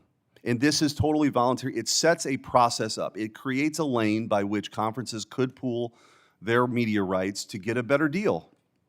And if you have, like right now, it's NBA is half the eyeballs of college football. It's $8 billion in revenue. College football all in is $4 billion in revenue. You can do the math, and you can argue that maybe it wouldn't be $8 billion. Maybe it would be $10 billion. Maybe it would be $12 billion. But it's more than they have now. That is the revenue that can subsidize the non-revenue sports for the future. There are protections in place in this legislation to go do that. And so I just want to have an opportunity for these universities and these student athletes to continue to participate in something that, again, is very American, and it isn't, and we do so much partisan stuff here. It's like Thunderdome a lot of times, right? You got your red jersey on and your blue jersey on. This should not be one of those things. And so I appreciate you all being here. I wish I had time for questions, but I've run out of time now. But you guys have touched on a lot of the issues, particularly on the collective. I think there's a lot of challenges that need to get fixed with the collectives that are out there. It is an end around right now of the cap. There's no doubt about that. There need to be safeguards there. And then I think on the Sports Broadcasting Act, providing the opportunity for college football like you do for the professional sports to have those unified rights deals and grow the pie. Thank you, Mr. Chairman. Thank you, Senator Schmidt. I'm going to ask now unanimous consent to enter into the record 14 letters of support for Senator Cantwell's and my legislation. These letters consist of 130 signatures representing over 65 universities, submitted by the Atlantic Coast Conference, the American Conference, the Big 12 Conference, Conference USA, Saving College Sports, the President's Roundtable on Fixing College Sports, Duke University, Kansas State University, University of Louisville, University of Nebraska, Syracuse University, Virginia Tech University, University of Texas at San Antonio, University of Texas at El Paso, the former chairman of the Board of Regents of the University of Texas at Austin. Without objection, so ordered. Senator Blunt-Rochester, you're recognized. Thank you, Mr. Chairman and Ranking Member Cantwell, and also thank you to the panelists. Looking at the panel before us, I noticed a very strong emphasis on high-revenue football programs. So, Mr. Chairman, as the committee continues its work on NIL legislation, I think it's important that the committee also hear from experts that are representing female athletes, Olympic sports, athletes at non-revenue generating institutions, and HBCUs like Delaware State University. I also want to note that I've been hearing a lot of serious concerns about the bill from student athletes and their families, labor unions, and civil rights organizations. As the daughter of a former student athlete, my dad played basketball at Winston-Salem State University. He had to balance being a dad, his classes, as well as sports. He didn't have to balance some of the things that students have to balance today, like NIL and transfer portals and things like that. But as the daughter of a former athlete, as a member of the Congressional Black Caucus, the former CEO of the Metropolitan Wilmington Urban League, and a lifelong member of the NAACP, I'm taking all of these concerns very seriously. My first question is to Mr. Holzman. I want to first thank you for being here. As you said, you are literally representing students of today and students of the future. So thank you for representing and also for being on a panel. You came from Dorchester to the United States Senate. So thank you first for being before us.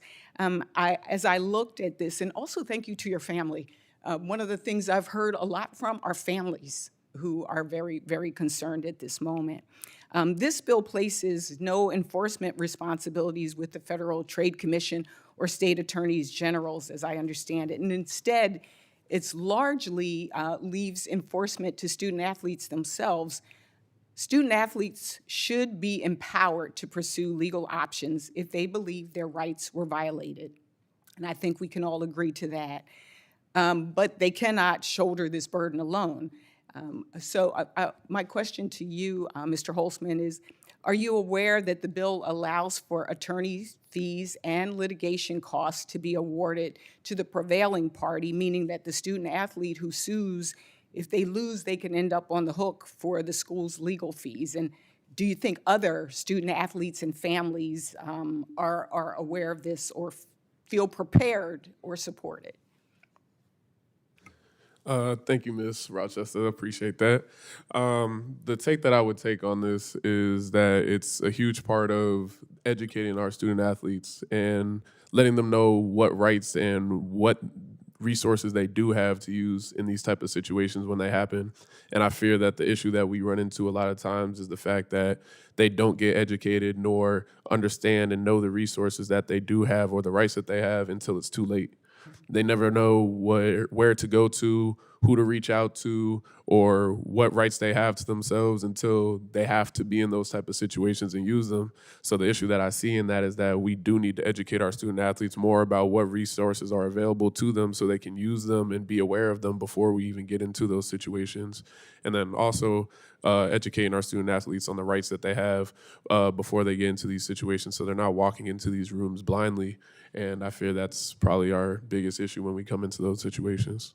Yeah, I can totally agree. I think as a student athlete, there are already responsibilities like classes, as well as other obligations, and that takes up time and attention. And you know, one of the questions really is, do you feel confident that most student athletes like yourself or your teammates have the experience or time or resources to protect themselves from these violations? You mentioned that it's necessary to have that education. And I know, even speaking to some of the parents who've reached out to me, one parent shared that they were able to take their child to different schools, but they had to do it on their own dime. And a lot of folks don't have that kind of support. Do you think the majority of student athletes that you talk to have the expertise or the time to protect themselves? The expertise part, definitely not. And that's what I speak into a lot when I say we need to educate our student athletes on, again, their rights and their resources that they have. Again, when you talk about families not having the means to be able to travel and get to all these different places on their own, it's definitely a very difficult situation to be into. And I've experienced that on my own. We were limited to only a certain amount of visits that could be paid for by a university. And then any other school that you wanted to see, you had to carry out on your own dime. And in order to do that, your vision on all these different schools and your perspective on these different universities gets limited to a very small window. Again, that's going to be solely on yourself and your team and your family to have to coordinate where you want to go to and what details, and it's on research and again educating yourself on these different universities so you can work within these limitations. It's hard to have to get there on your own dime, but again, you have to be able to work within the standards and rules and regulations and be able to figure out where you want to go to through your previous and personal research.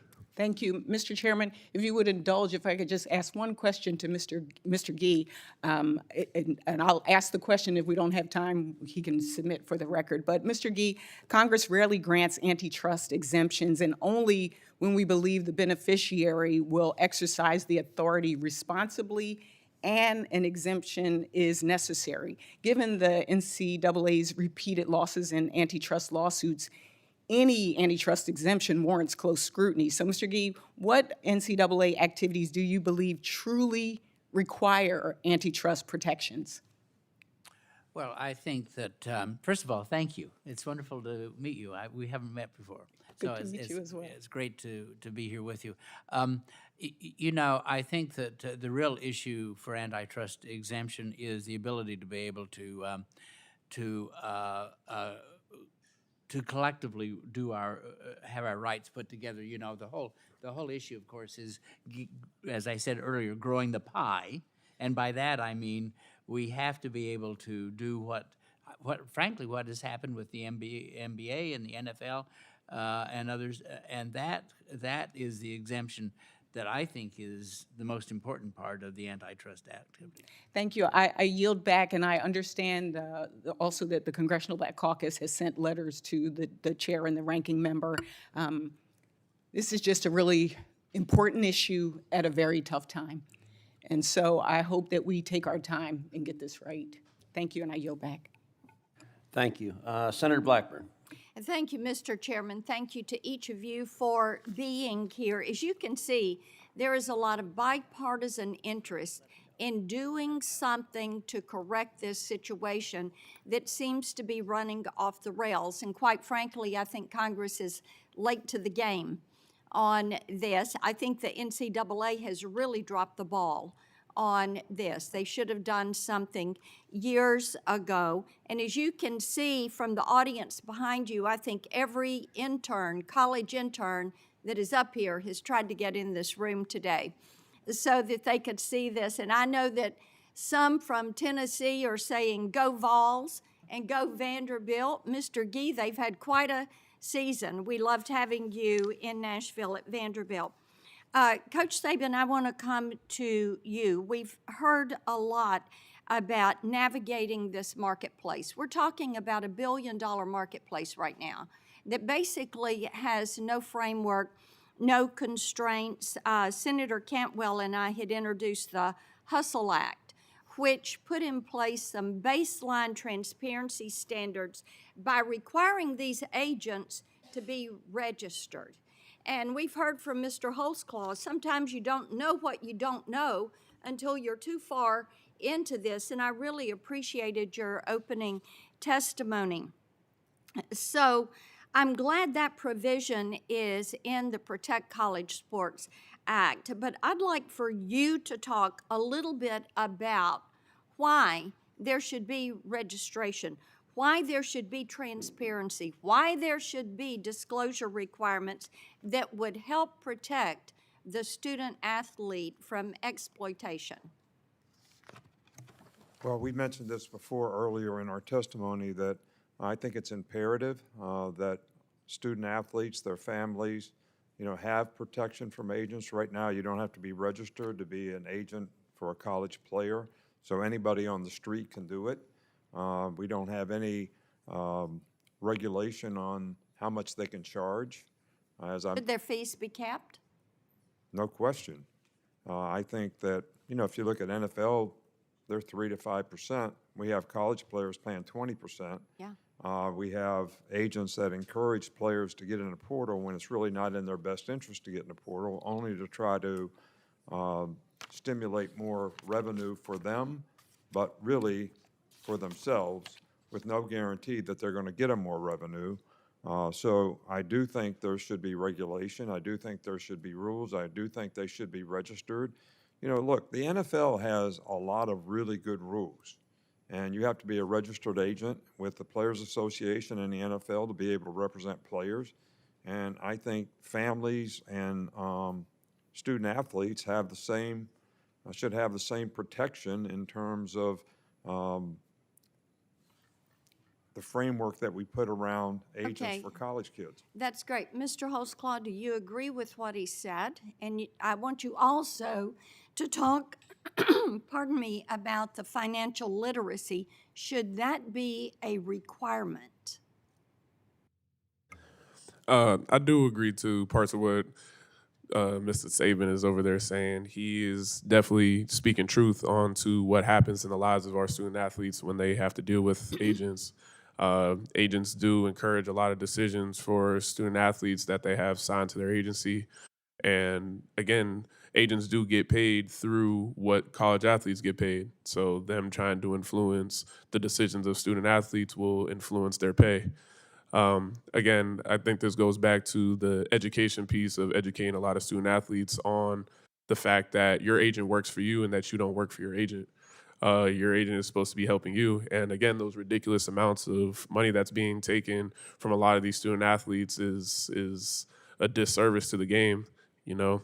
And I've had great experiences when it comes to me and an agent. I've also seen the bad side of other teammates that I've had to deal with bad agents and have said, this agent hasn't done anything for me. They're taking too much money. They're this, they're that. And there's definitely an issue with anybody just being able to be an agent without those type of regulations. I Okay. agree that there should be that. That's great. Ms. Gould, I want to come to you on the transfer portal and just have you talk for a minute about the damage that can be done not only to the school and the program, but to the athlete with this constant transferring. Yes, thank you for that question. And certainly, while I think everybody at this table, supports freedom of movement and freedom of choice for student athletes with guardrails in place, I think there are so many consequences of what's happening right now. Lance talked a little bit about how it feels to kind of jump from program to program and have lots of transition, what it does academically. If I think we're going to start to see with graduation rates around transfer student athletes that our core purpose of tying college athletics to the educational mission is being lost because of this hopping around from institution to institution, it really does undermine the foundational team culture and team atmosphere when you don't know year to year, month to month, who your teammates are going to be. And really, these relationships that happen in these locker rooms are some of the richest and most transformational relationships that a student athlete can have in their life. So I think there are academic impacts, I think there are culture impacts to teams, and I think there are mental health pressures too. When you have agents in your ear, kind of pressuring you to consider other options when maybe it's not in your best interest or maybe you're happy where you are. Thank you. Thank you, Mr. Chairman.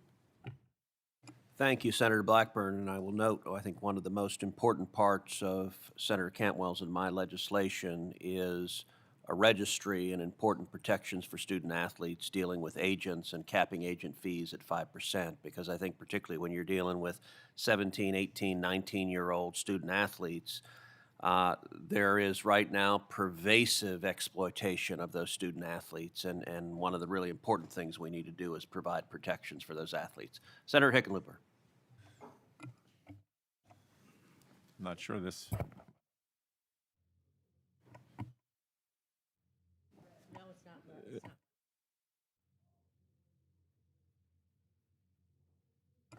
I will say for the record, that's the fastest I've seen anyone ascend the dais. These are difficult times. One has to take opportunities where they come. Mr. Chair and Madam Ranking Member, thank you. You guys have worked, I know, hundreds of hours, thousands of hours on this, and I recognize full well the enormity of the challenge and the differences of opinion, and that you have both really done remarkable work to get to this point. I think most of us would agree, I think everybody here would agree, that college sports are at their best when they create opportunities for as many young people as possible. If you step back and look at it, capturing young men and women at a young age and engaging them in all variety of sports is critical.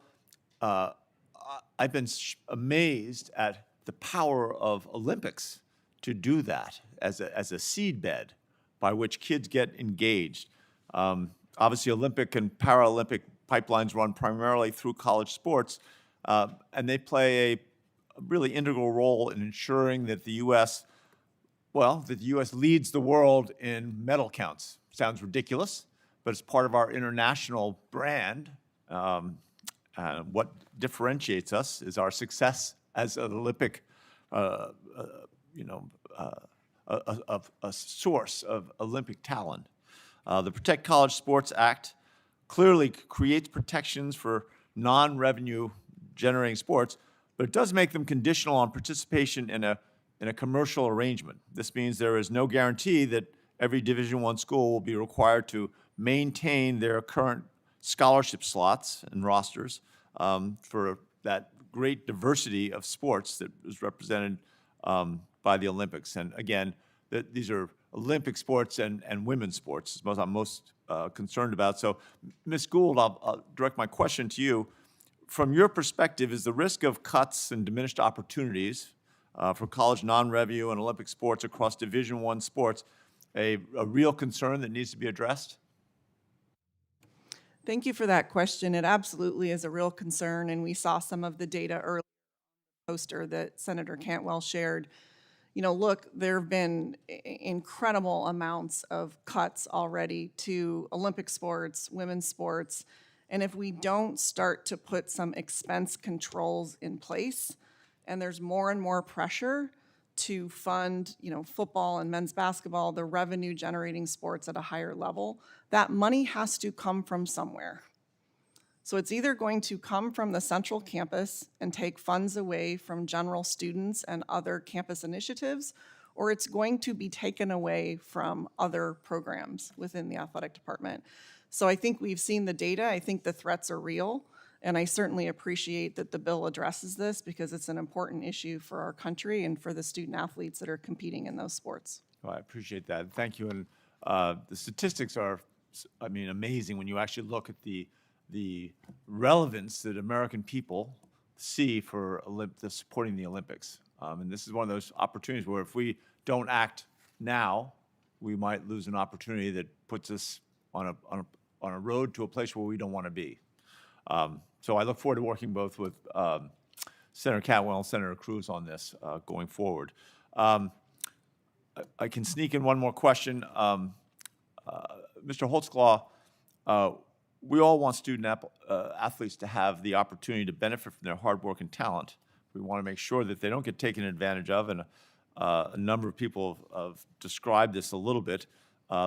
This Protect College Sports Act requires disclosure of NIL compensation over $600 per year while making sure that it protects student privacy and creates an NIL disclosure database of anonymized NIL data to make sure that families and student athletes can assess fair market value, can know what a fair decision is.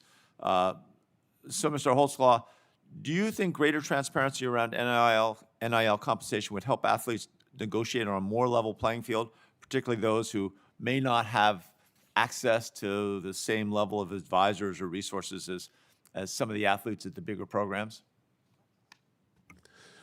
Thank you. Again, I take this back to educating our student athletes, and I think that's really the forefront of what we need to do, and that's going to help us a lot. Student athletes are going to be able to publicly be able to go out there and see different values and see if compare and contrast to see if what they're getting and what their details are go along with what they think that they should be getting or what the fair market value is out there for themselves. So that's just goes in and educates our student athletes and gives them a public platform to be able to see that visually. Great, thank you very much. And I'm out of time, Mr. Bevekwa. You're spared my question, as are all of you. I have so many questions to ask, but maybe I'll be able to come back later. Thank you all for taking the time out of your busy lives and being here. I yield back to the chair. Thank you, Senator Hickenlooper, and I will recognize that Olympic sports, I know, are particularly important in your home state of Colorado, and I think one of the really important parts of this bill is protecting Olympic sports and women's sports and non-revenue sports. One of the tragedies we're seeing right now under the status quo is it seems like every single week a different college is canceling women's sports, Olympic sports, non-revenue sports.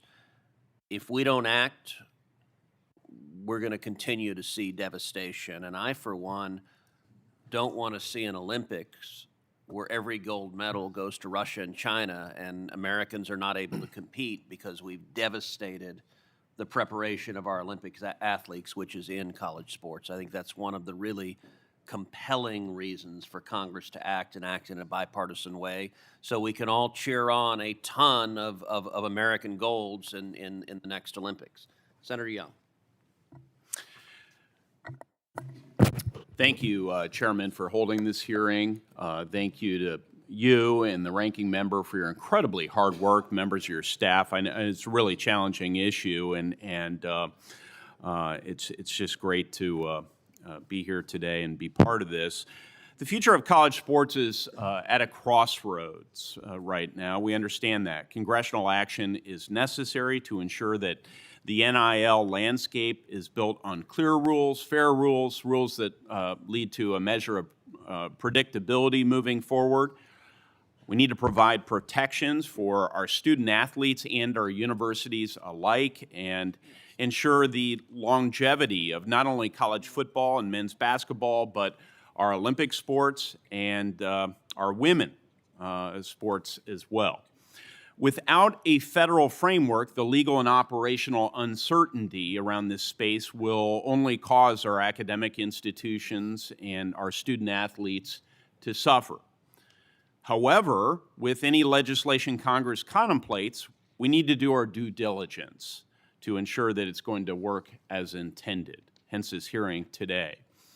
In addition to many Hoosiers that are or will become student athletes, I have a diverse group of engaged stakeholders on this issue based in my home state, including the NCAA, U.S. Track and Field, USA Gymnastics, USA Diving, and just a host of top-tier universities, one of which I am glad is represented today at the witness table. And while these stakeholders continue to review the legislation and consider how it will be effectuated and its impact on their own activities, I'm hopeful this hearing will help clarify many of these considerations. Mr. Bavakwa, thank you again for your testimony here today. Last year, the what we're calling the House settlement was approved in the Northern District of California, establishing a new revenue sharing structure to allow schools to provide direct financial benefits to athletes. The cap under this new structure was set at $20.5 million per school for this past school year. Sir, can you speak to the revenue caps under the House settlement, whether you believe they're adequate or if they need some sort of adjustment to reflect the current reality when it comes to the revenue sharing landscape? Thanks, Senator Young. I've been vocal, and you and I have had conversations over the course of the last few years, but on this particular issue over the course of the last year, I think the House settlement did many good things. I believe that the cap number in the House settlement is too low. I believe we need to fix a more realistic cap. And I go back to my opening where there's this misnomer that there's a cap. There is no cap. Right now, you have a cap outlined by the House settlement, and then you have third-party NIL opportunities. So again, I view it as an equation of X being the cap, Y being the NIL space, equaling the total spend on compensation. I think the more dollars that can be transferred into the cap and paid directly by universities in an incredibly transparent way is going to help clean up the system. Just to interject respectfully, because our time's limited, what's the risk of maintaining artificially low revenue caps, and could there be risks of fraud or other deceptive means of obtaining a competitive advantage? Yeah, I mean, I think the College Sports Commission is doing as good a job as they can, but I think pushing money into that gray space of third-party collectives and NIL That's, in my opinion, where most of the uncertainty and the abuse is. What I would love to see happen is establishing a realistic cap. And if universities chose to exceed the cap, tying in some form of subsidy on a certain percentage of the dollars, maybe it's 20 to 25 cents per dollar over the cap, that you have to reinvest in Olympic and women's sports. And I think that would create not only some certainty and some stability, but I think it would help preserve the future of Olympic and women's sports. I believe the cap is too low right now. Yes. And as much as I admire so many provisions of the bill, I think the de minimis amount of $600 is too low, unrealistic, and clogging the system. Just very briefly, Mr. Bavacqua, I was encouraged but not surprised because we've spoken at length about this. But in your written testimony, you talked about preserving the student-athlete experience, how important that is to remember that they are students. Give me a very quick answer about how Notre Dame does that, make sure we preserve the educational experience for student-athletes, and maybe how you think Congress should tackle this question. Well, our student-athletes are just that. They are truly student athletes. They go to in-person classes on campus at Notre Dame. They're integrated with the student body. And when I talk to student athletes, regardless of the sport, whether it's football or rowing, softball, I always try to convey to them that even if you make it and play professionally, and there's such a small percentage of young men and women that can play professionally, but even if you make it, if you're one of those chosen few, you're still going to be done at a young age. And if you don't have that education, if you don't have that degree, you are going to have a very tough road ahead of you. Take advantage of this time on campus to get an education, to meet people outside of your team, outside of sports, build those connections, become part of the greater community of your university. Because it's those relationships, that education, that academic curriculum that's going to help you lead a better life from the moment your sports career is over for the rest of your life. Because sports ends for everybody. Such an important message. Thank you, Chairman. Thank you, Senator Young. And I will note one of the important things I think of this bipartisan legislation is that it provides authority for enforcing the House settlement, but it also explicitly provides that the limitation in that settlement can be modified and it can be raised as the parties decide. And that was something important that Senator Cantwell and I wanted to include, is not limit it, but let the parties raise it, and so that is very expressly in the legislation. Senator Lujan. Thank you, Mr. Chairman. Good morning, everyone. Mr. Gee, I want to take a minute to brag about some of the women's teams at the University of New Mexico. UNM women's golf has won 10 Mountain West titles, women's soccer 7 conference titles, women's cross country 15 titles, New Mexico State University women's basketball 6 regular season conference titles, softball 6 regular season conference titles, volleyball 8 regular season conference titles. After years of absence on any TV platforms, we started to see many women's sports get more coverage on television. My understanding is that much of that coverage started because the conference leveraged college football rights to ensure that networks also carried these non-revenue sports. Now, the bill we're discussing today seems to focus on getting more revenue from college football. Now, Mr. Gee, if negotiators only focus on maximizing revenue for college football, are you concerned that women's and other non-revenue sports within New Mexico and other states will fall back to where we were 20 years ago, where very few games were available on television? Well, thank you, Senator. Absolutely. This is one of the reasons that I'm here. Again, unless we grow the pie, and this is the whole point, unless we grow the pie, we're not going to be able to sustain really positive support for women's and for Olympic sports. And that is the ultimate centerpiece, in my view, of this legislation. It protects student athletes. It provides a structure that we've needed to have. But most importantly, we've lost these cases, so we have no choice but to either diminish any support for any of these programs, or we have to grow the pie. And that's what this does. And it will, in my view, be very positive for women's sports and for Olympic sports particularly. Appreciate that, Mr. Gee. Mr. Holtzclaw, one of my colleagues asked you a similar question, but prior to transferring to Utah, it's my understanding you played 3 seasons at the University of Washington, and during that time, you played maybe under 3 coaches. That's correct, sir? I played under 2 coaches and was recruited by different staff during high school. Appreciate that. Now, what effect did playing under the different coaches have in your years with your experience? What has changed for my experience is it changed leadership and it changed the culture of a program. Culture of a program, it's a big toll on the success of a program and success of the relationships built throughout that program. Um, my first 2 years in there, the culture in there was set for a while. We had a lot of players in there that have played with each other and played under the same leadership and played under the same coaching staff and culture for a long time. So coming in there, that culture was set already, and things rolled that same way. I would say the effect of changing that often does change the trajectory and changing the leadership and the culture of a program. I would say it changes how things are in the locker room. I would say it changes people's values. It changes how people move around a lot, and it can disrupt the consistency of how things are run on a program. I appreciate that. And Mr. Chairman, Ranking Member, I raise this issue because it seems to me that the market for coaches is a bit of a mess as well. And salaries keep going up, and if a coach finds a better offer somewhere, they can take a buyout from the school, or if they get fired, they get a golden parachute. And all of a sudden, taxpayers across the country are on the hook for this stuff. I mean, no offense to the coaches here, accomplished. And, you know, while the coach that is here, he doesn't leave programs. He just keeps winning championships. I want to encourage more of that. And I certainly hope that when there's language in here that seems to restrict the movement of student athletes, but coaches just can't leave mid-season. Parity's parity, fair's fair. Treatment is treatment here, and I certainly hope that that's something that we could chat about and we can work together to make sure that we can do something in that space.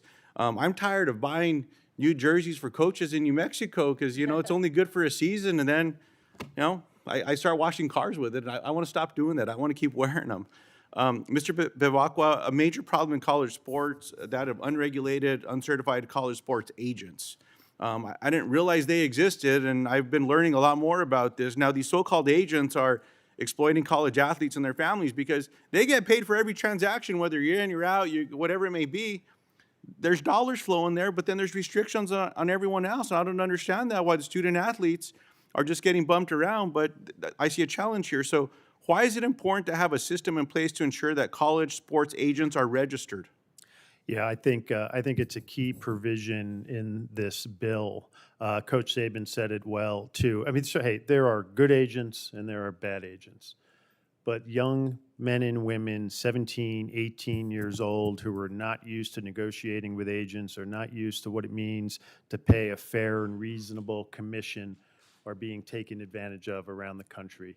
We need a database, a registry for these agents, a cap on their commission to make sure these young student athletes are not being taken advantage of. Coach Saban also mentioned it's often the agent who starts talking about putting a particular student athlete into the portal. Test your market value. You can get more money if you go to that school or this school. With no regard for the culture of a team, with no regard for where that young man or woman might be in their academic journey. So we need to clean up that area and have a registry and rules and regulations and that cap on their commission to make sure we're protecting our student athletes. I feel incredibly strongly about that. Appreciate that. Thank you, Mr. Chairman. Thank you for the time. Mr. Chairman, if I could, just since Senator Lujan asked about it, there is, Dr. Gee, of the section of the bill that also says on media rights that these non-revenue sports should be let out of comprehensive media contracts where, you know, Fox or ESPN buys the media rights but then doesn't do anything to promote the women's golf or any of these. So it allows for those entities, you either use those rights and promote them, or you get to have them back as an institution. And that, I believe, would really foster in this world. You know, do I think some volleyball team or golf team or some of these teams, well, look, that's an impressive record, right? And do I think that they're going to make hundreds of millions of dollars? No. But do I think they can make millions of dollars if somebody lets them go promote themselves? Yes. And so we definitely want to free, if you will, these individual teams within an institution to go pursue making their program more successful this way. Yeah, well, Senator, I'll just respond by saying when I was chairman of the Big Ten when we created the Big Ten Network, and that was the whole purpose, was to create an opportunity for all of the sports to be shown. Now, I'm not contending that that's what we ought to do right now, but I do believe that that started the ball rolling of many people interested in volleyball and golf and a variety of other things that had not been shown for a long time. Well, but I think the problem is that the Big Ten and the SEC, just having that brand on the channel doesn't do anything. And the networks, they're looking for the big moment. They're looking for the Saturday big game of the week, and that's what they're putting all their money in. But I guarantee you that success of those New Mexico programs, just like we have a couple of world record holders at UW track who, like, I would love to see these girls and the fact that they are world record athletes. So I think freeing schools to go these non-revenue sports to be able to go pursue their own media rights is also a valuable part of the section of this bill. And I agree with that. Thank you. And I will say this provision saying that if there's a comprehensive media deal and if there's a particular sport that's not being utilized, that's not being put out to the public, that the rights revert back. This was, I think, a very clever idea. It was entirely Senator Cantwell's idea, but I thought it was very clever to expand the ability. Look, as the father of two daughters, I want to see women's sports get as many eyeballs, as much support as possible, and that's a really important piece. And I'll say additionally, Senator Lujan, on your very good questions, you talked about the problem of coaches leaving and leaving during the season. And one of the provisions in this bill that's gotten a lot of attention, has been widely referred to as the Lane Kiffin rule, says that coaching staff, that a school cannot recruit coaching staff or hire coaching staff during the season or during the playoffs. And I got to say, it's not fair to players if you're heading into the playoffs and suddenly, right before you go into a game, your coach leaves and goes to a rival. That's not fair. And so what Senator Cantwell and I did is adopted the rule the NFL has, which is you can recruit coaches, just do it in the off season. Don't do it while kids are playing for them. Don't pull the rug out from them in the middle of the season. I think that's a much more fair way to do it. And that's a lot of what we try to do in this bill is find common sense rules that would protect athletes and protect the system. And let's see who. Senator Curtis. Thank you. Mr. Holtzclaw, my colleague alluded to, you've played for a lot of different teams, and this wouldn't be a good sports hearing without a little banter, so I'm kind of curious, what is your favorite team? And just in case you need any help. I wouldn't call any team my favorite, but I do represent who I currently play for, which is University of Utah.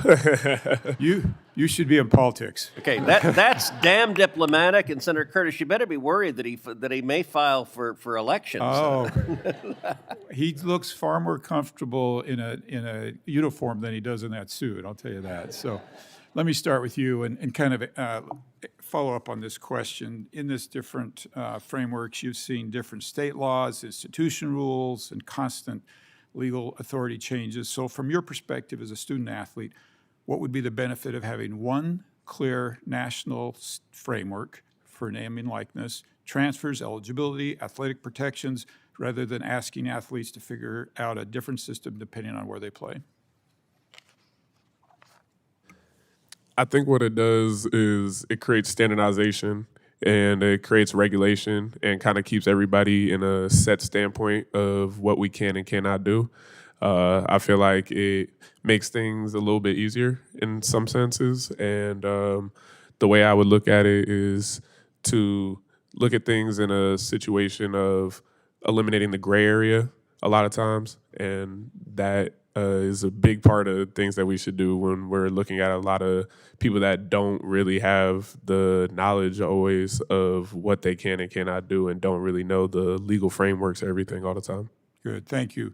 Mr. Bubakar, Utah will host the 2034 Olympic Games. I'm sure you're aware of that. And many of the athletes who represent Team USA in those games are being developed right now through college sports in Utah. That pipeline includes skiers, runners, and a host of other athletes who rely on college programs to help them achieve their dreams. As an athletic director responsible for making real budget decisions, what signals from Congress would incentivize schools to not only preserve non-revenue sports, but expand opportunities for these athletes? Well, yeah, thank you for that question. And I am a tremendous fan of the Olympic movement.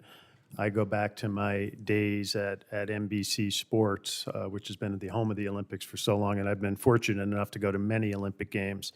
Some of our proudest moments are on campus or when our student athletes represent our country in the Olympics. That's a moment of pride for Notre Dame. It's obviously a moment of pride for their friends and families. I think there does need to be real teeth in the bill where you are going to protect Olympic sports and the Olympic movement, because without universities maintaining and investing in their Olympic sports, the U.S. Olympic movement will take a major step backwards. And I think you really, quite frankly, need to hold our feet to the fire. And if a university is going to invest so heavily in the sports like football and men's and women's basketball, I do believe there needs to be a quid pro quo, where we are now going to also demand that you don't take your foot off the gas, you continue to keep those Olympic programs, because the overwhelming majority of young student athletes, young men and women student athletes in this country are involved in Olympic sports. Do you think this bill that we're looking at does that and sends those signals? I think it sends those signals. I think, as Senator Cruz and Senator Cantwell said, I think the bill is a work in progress. I think it could do a stronger job, a more straightforward job, a clearer job of protecting Olympic sports, depending on where the remainder of the bill heads. Thank you. Coach Saban, I was moved by something you said in your written testimony. You talked about young people coming into a program needing structure, discipline, coaching, academic support, and accountability, and leaving with a degree, a career, a family, and a better chance to be successful in life. It reminds me of a comment by BYU head football coach, I suspect you know, Kalani Sitake, where he said that the best part of the job is to coach great leaders. That is exactly what college athletes should be about. Those life-changing experiences are not limited to football. They also occur in everyday sports that generate no revenue and have few fans, yet yet they do transform the lives of young people. So my question is this: as Congress looks at the future framework of college athletics, what do we need to get right to ensure we not only protect but help grow non-revenue sports? Yeah, well, I think a lot of the things that we've discussed here today are certainly imperative. I think in the future, I think if we keep going in the direction that we're going and making these huge investments in football and basketball in terms of paying players, which is going up and up and up and up, that we should change the comment from student athlete to athlete that's a student, because we're going to have professional sports teams that are sponsored by colleges and universities. I mean, that's what's going to happen, because we're going to be paying the players so much. And I really think the only way to remedy this is, we have competitive conferences, we have competitive teams, we have competitors involved in trying to create an advantage for themselves in every way that we can. And in college athletics, we have no legislative branch of government that says, this is what the rules are. I'm the commissioner of the NFL, and this is what you're allowed to do. This is a salary cap. This is how we draft players. This is how we create parity. This is how we create revenue so that we can maintain a level of competition in all sports, Olympic sports and women's sports as well. We don't have that in college. So we talk about conferences getting dismantled and all that. That would never happen if you had somebody that was the head of all this. Thank you. Because right now, like they say back in West Virginia, it's not about the money, it's about how much. And now everything that happens is about how much money can we create, and are we actually deploying that money in the right places to maintain student athletes' well-being. Regrettably, I am out of time, but thank you very much. Go Utes. I think I've been out of time about all day. Thank you, Senator Curtis. Senator Kim. Thank you, Chairman, and I'm grateful for the opportunity to have this and for the witnesses here to come out. As we're talking about this hearing and talking about protecting college sports, but the title also says supporting our student athletes. And we've talked about that in a number of different ways. But one I want to focus in on is about injuries and about recoveries in that way, and just what is provided when it comes to our student athletes there. So Mr. Bivacqua, I guess I want to just start with you, just to get a sense of what are some of the sports in particular that have the highest injury burden that you see in your program? Well, it varies. All sports have the ability to be injured for a young man or a young woman. Obviously, you think about contact sports, you think about ACL tears. That seems to be so prevalent in so many of women's sports around the country.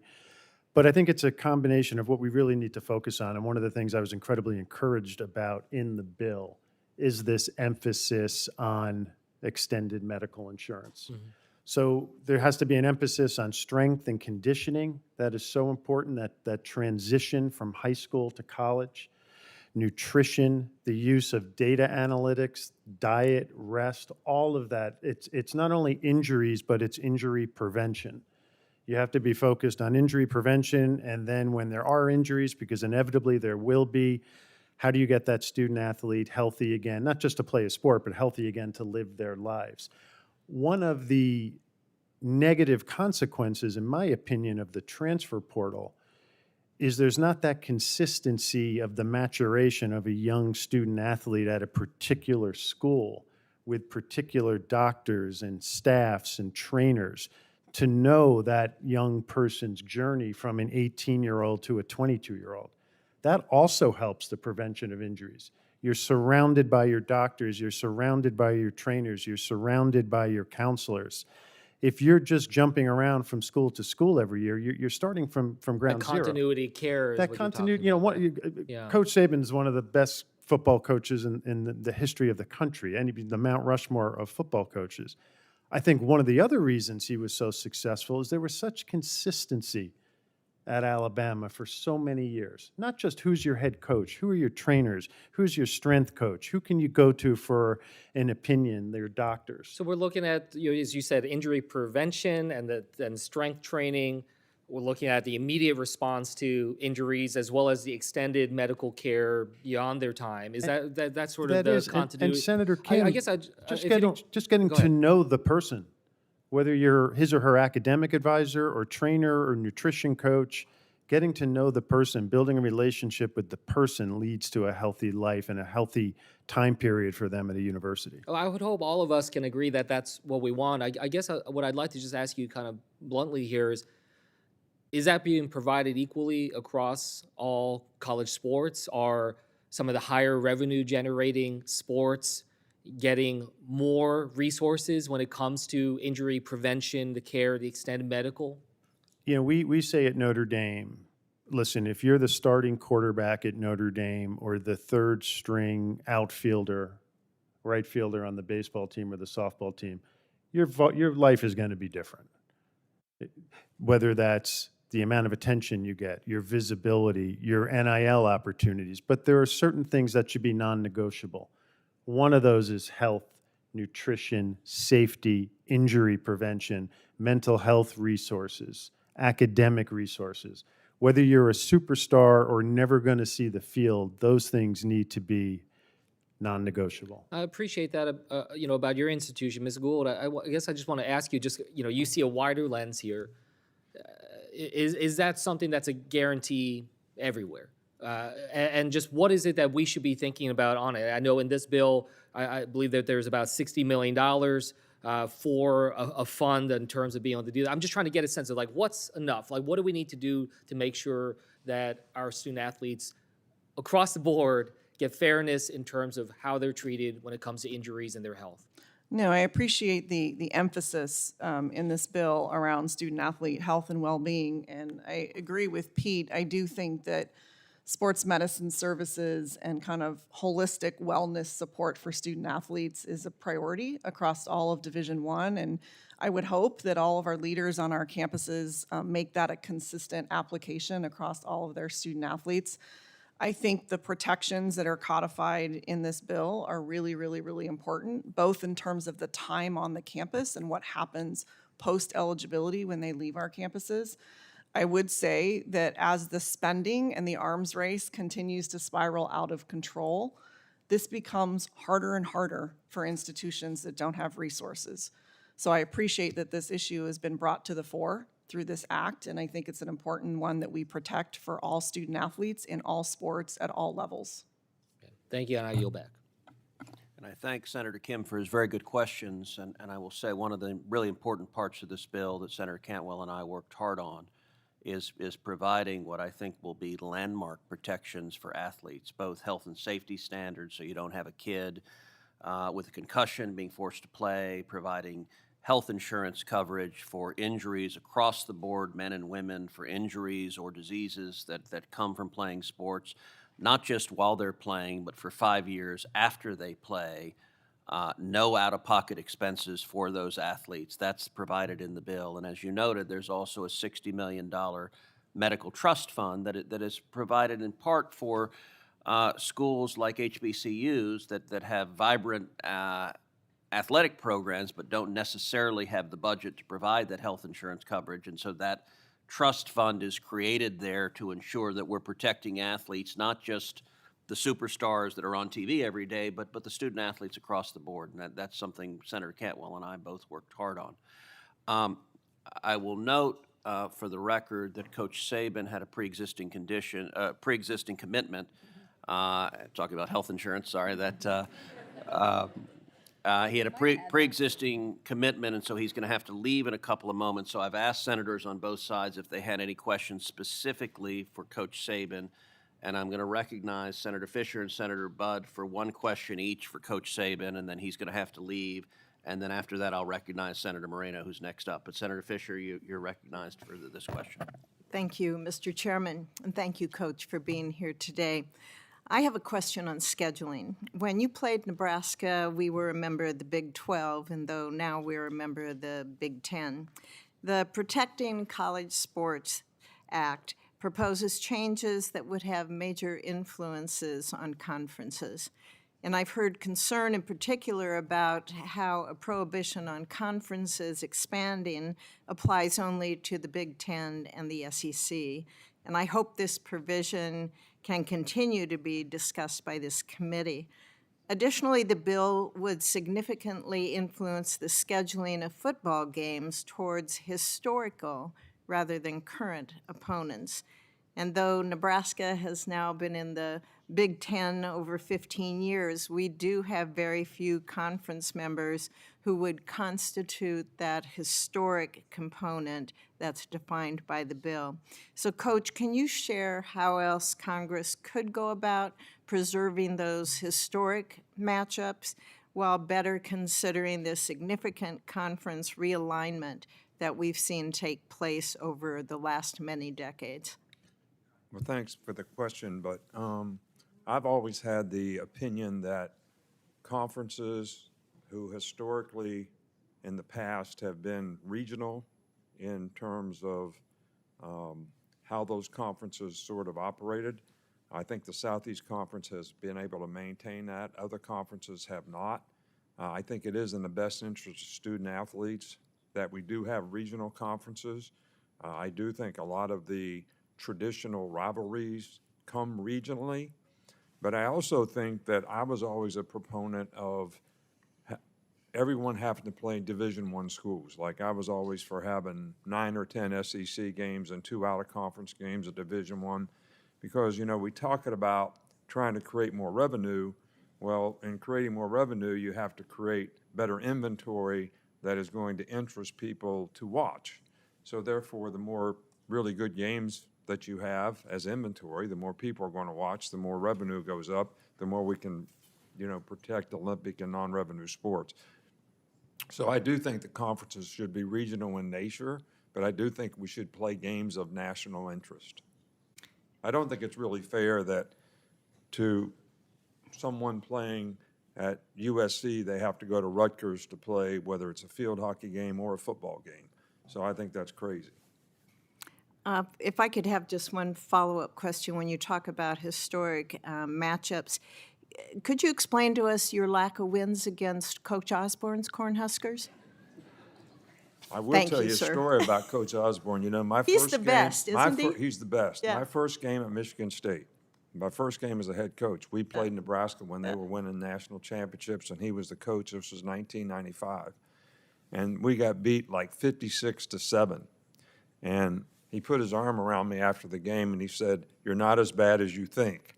And we actually went 6-5, so he was right. Thank you, sir, very much. All right, thank you. Senator Budd, very quickly for your one question, because we're going to lose Thanks, Coach Chairman. Saban. Coach Saban, I want to ask you about some of this legislation's provisions regarding transfer and eligibility rules. So if Congress were to prescribe rules and law for the NCAA or any other similar body to adapt for themselves, it can make the rulemaking needed to adapt to inevitable changes that are going to come in college sports. It's going to make that more difficult in the future. So how do you think coaches would adapt their approach to player development if the rules were harder to change? And would you be concerned about that reduced flexibility? Well, you know, we talked about players transferring and having one opportunity. If they graduate, they have another opportunity. If there's extenuating circumstances, they could have an opportunity. We don't want to see student athletes get trapped in a bad situation. But I think multiple transfers, you know, affect a lot of things. It affects ability to graduate. It affects development. It affects what you can major in and what you can be eligible at the next school. So I think multiple transfers have a lot of issues that are not necessarily in the best interest in terms of development, being a part of a team. You know, somebody mentioned you're a part of a different team. We keep asking the young man over here who's a player at Utah, you had 3 different coaches. We have guys transferring 3 times to 3 different schools in 3 years, and we act like that's not a problem. What's the difference in that? You got 3 different coaches then. So I do think that freedom of choice is important, but I do think the combination of the transfer portal and collectives and being able to have pay for play that creates free agency all the time is putting 4,000 guys in the portal is not healthy for college athletics. And I don't think at the end of the day, it's in the best interest of young people in terms of their development.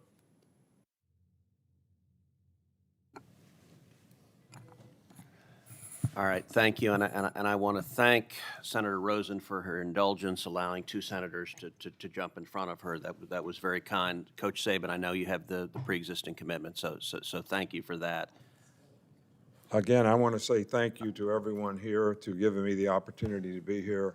This is a pleasure. College athletics is really important to me as a college coach, and having the opportunity for years and years and years to help young people develop. I appreciate the interest here and the effort being made and continuing to be able to have young people benefit from college athletics. Thank you. Thank you. Senator Moreno. Thank you for the witnesses for being here. Coach, we'll see you later today. I have to run to a meeting, so I don't have any time. I would just say for the record, I have 3 concerns with the bill. It doesn't address the employment issue. We have 47 NCAA division teams between 3 divisions, 20,000 college athletes that I think would be left behind. So that gives me grave concern. Number 2, I think the bill needs to be narrowed and more targeted as a targeted antitrust exemption. And number 3, and most importantly, it does nothing about protecting biological women from competing with men in sports. So I'll leave my comments to that, but those are 3 grave concerns that I have about the bill going forward. Thank you. Thank you. Senator Rosen.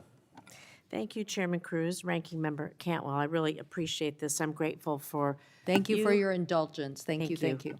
I'm grateful for your work and all of my colleagues for their commitment to the conversation today. I'm going to build upon a lot of questions that have already been asked. And I think that the main issue that we're here today is we have to realize that our students, they're our kids, they're our future, whatever they do, and they're not a commodity.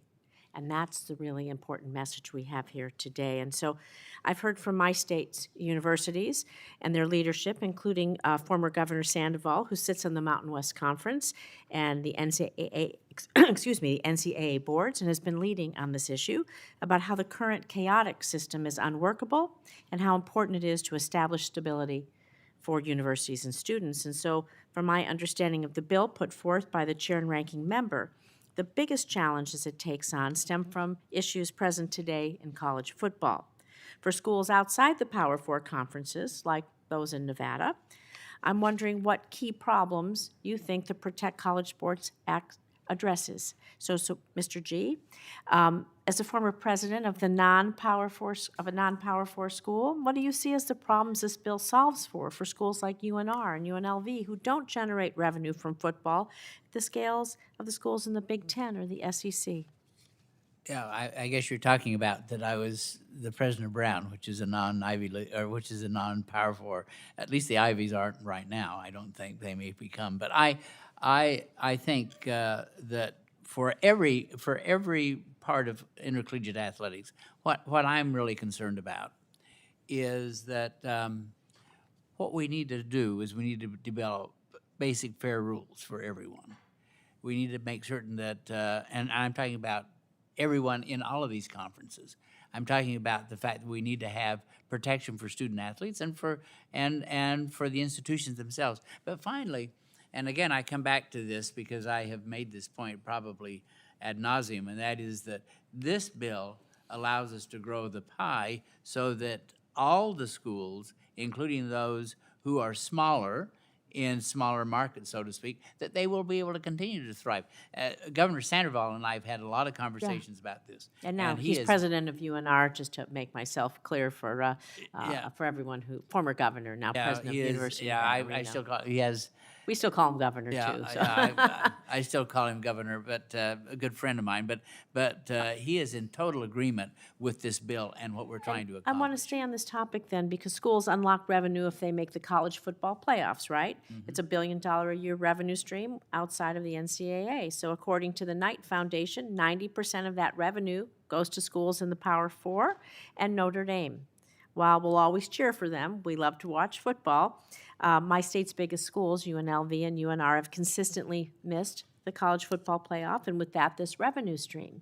I know the world is all about likes and influencers and media and all of that and revenue streams, but Mr. G, the Protect College Sports Act, would it help schools like UNLV and UNR who don't receive revenue from the college football playoff currently to receive more revenue, and how would pooling these media rights, it's all about like I said, it's the number of likes and the influencers in the stream, but how is pooling this work in this bill compared to the Knights Commission proposal to redistribute the college football playoff revenue to all FBS schools? Well, first of all, this is an opportunity to grow the revenue for everyone, as I said before. That's for my point. everyone. And but at the same time, we have to recognize that there are institutions that are going to be able to play for national championships and so forth. They should be rewarded. We're not about leveling everything. We're about creating opportunities so that every institution is going to be able to continue to be competitive. So is it a question of, do our universities just become sports revenue producers, or are they still universities? Of course, remember, I am a university president. I think first of all about the academic integrity of what we're trying to solve, and I agree with the coach who talks about the fact that we need to put the word student back into student athlete again, and I think that is what we're trying to solve. This bill is the last great hope to try to bring some semblance of common sense to all of that, including the academic issues that we're facing. Thank you. I want to build. My colleagues have talked a lot about women's sports. It's really important. When I was a young girl, there wasn't women's sports that were organized, and so this bill really does provide essential protections for women and broad-based sports. The protections are tied to voluntary participation in media rights pooling, and I'm concerned that voluntary participation may not provide enough stability or certainty to adequately protect women's, and of course, as people have been talking about, those Olympic sports that are so important to our national character, right? So, Mr. Bivacqua, are these bills' current protections durable enough to protect women's sports from being cut in the long term? And what other ways can Congress enable schools to protect women's and sometimes non-revenue generating sports programs, but that we all love to still cheer on? No, it's a great question, and we have 26 programs, 13 men's, 13 women's. one of the most popular sports on our campus by far is our women's basketball. You know, we sell out The our... Aces, three-time WNBA champs. Let's talk about women's basketball. Well, yeah, so women's basketball, you see how certain women's volleyball is growing, the excitement going on right now with women's softball. You know, I go back to what I said earlier. I do think there should be a bit of a give and take. Like if you as a university make the decision to continue to invest so heavily in sports like football and men's basketball and women's basketball, there has to be an agreement, a contract, if you will, that you're going to continue to invest in Olympic and in women's sports. And I think that combined with Title IX requirements will hopefully keep women's sports at the college level going in the direction they're going now, which I think is incredibly exciting. And I think they're operating at an all-time high level of success. Do you think, as a follow-up, Congress should consider requiring other revenue-sharing agreements outside of the Sports Broadcasting Act that could be redistributed to schools to maintain and support some of these broad-based sports or women's sports? Well, I think that the scholarship protections, the distribution of scholarships, the roster limitations, and just an agreement that you have to continue to invest in those women's and Olympic sports. It gets back to what is NIL? What are these name, image, and likeness deals? Coach Saban said it repeatedly, and I agree with him. It's really become pay for play. And I think you have to increase the cap to make it more of a revenue share and then allow the universities to distribute that, certainly primarily to their revenue sports. You know, in our case, our main revenue sports is football first and foremost, but then men's and women's basketball. But I do think the bill starts to talk about ways to make sure that you can't go all in on just one sport at the expense of others, because that would lead to the disintegration of opportunities for young men and women who are participating in those Olympic sports, and obviously young women in women's sports. Thank you. Thank you, Mr. Chair. Thank you, Senator Rosen. Senator Fisher is now recognized for the remainder of her questions. Thank you, Mr. Chairman. Mr. Bavakwa, Nebraska is really proud of our women's volleyball program, that we've won a total of 5 NCAA championships. We're regularly one of the top programs in that sport. In fact, Nebraska volleyball has sold out their home arena every match dating back to 2001, and even sold out Memorial Stadium for an event in 2023. As we continue to explore the NIL legislation, it is important that these athletes maintain their NIL opportunities. You were just addressing much of that. Can you comment on how this specific piece of legislation addresses women's and Olympic sports programs like Nebraska's volleyball? How do you think it would help those programs without the federal government deciding who's going to win and who's going to lose if they're going to be dealing out funding? Yeah, the success of women's volleyball, and I point to Nebraska. You would know better than I do, but 82,000 people to watch a women's volleyball game. It's exciting. It's astounding. And I go back to what I had said, that I think there has to be a commitment. Schools are going to pick sports. You cannot be, in this day and age, a year in and year out national championship competitor in all of your programs. It's just impossible. So you have to go back to the basics. At Notre Dame, do we want to win national championships in football? Absolutely. Do we want to win national championships in women's basketball? Absolutely. We start every season. That's our goal for those programs and others. But the true student-athlete experience has to be more than just national championships. It has to be, what are you learning? How are you developing? What's that education you're getting? What's that opportunity that you're provided? And that's why I go back to my belief that you should tie in universities, and I'll use the term again, hold our feet to the fire, that as you continue to invest in those primary sports, and they're different.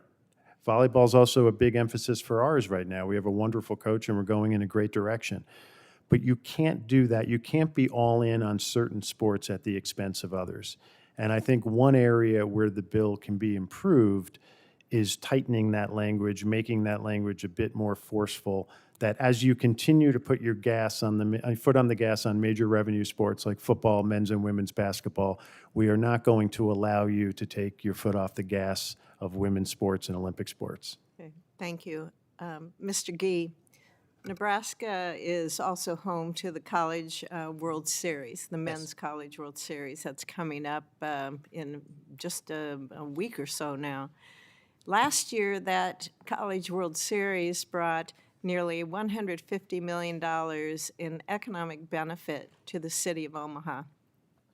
So as we consider this NIL legislation, how can Congress ensure that we're protecting some of these really cherished traditions that we have, whether it's the College World Series or it's basketball's March Madness?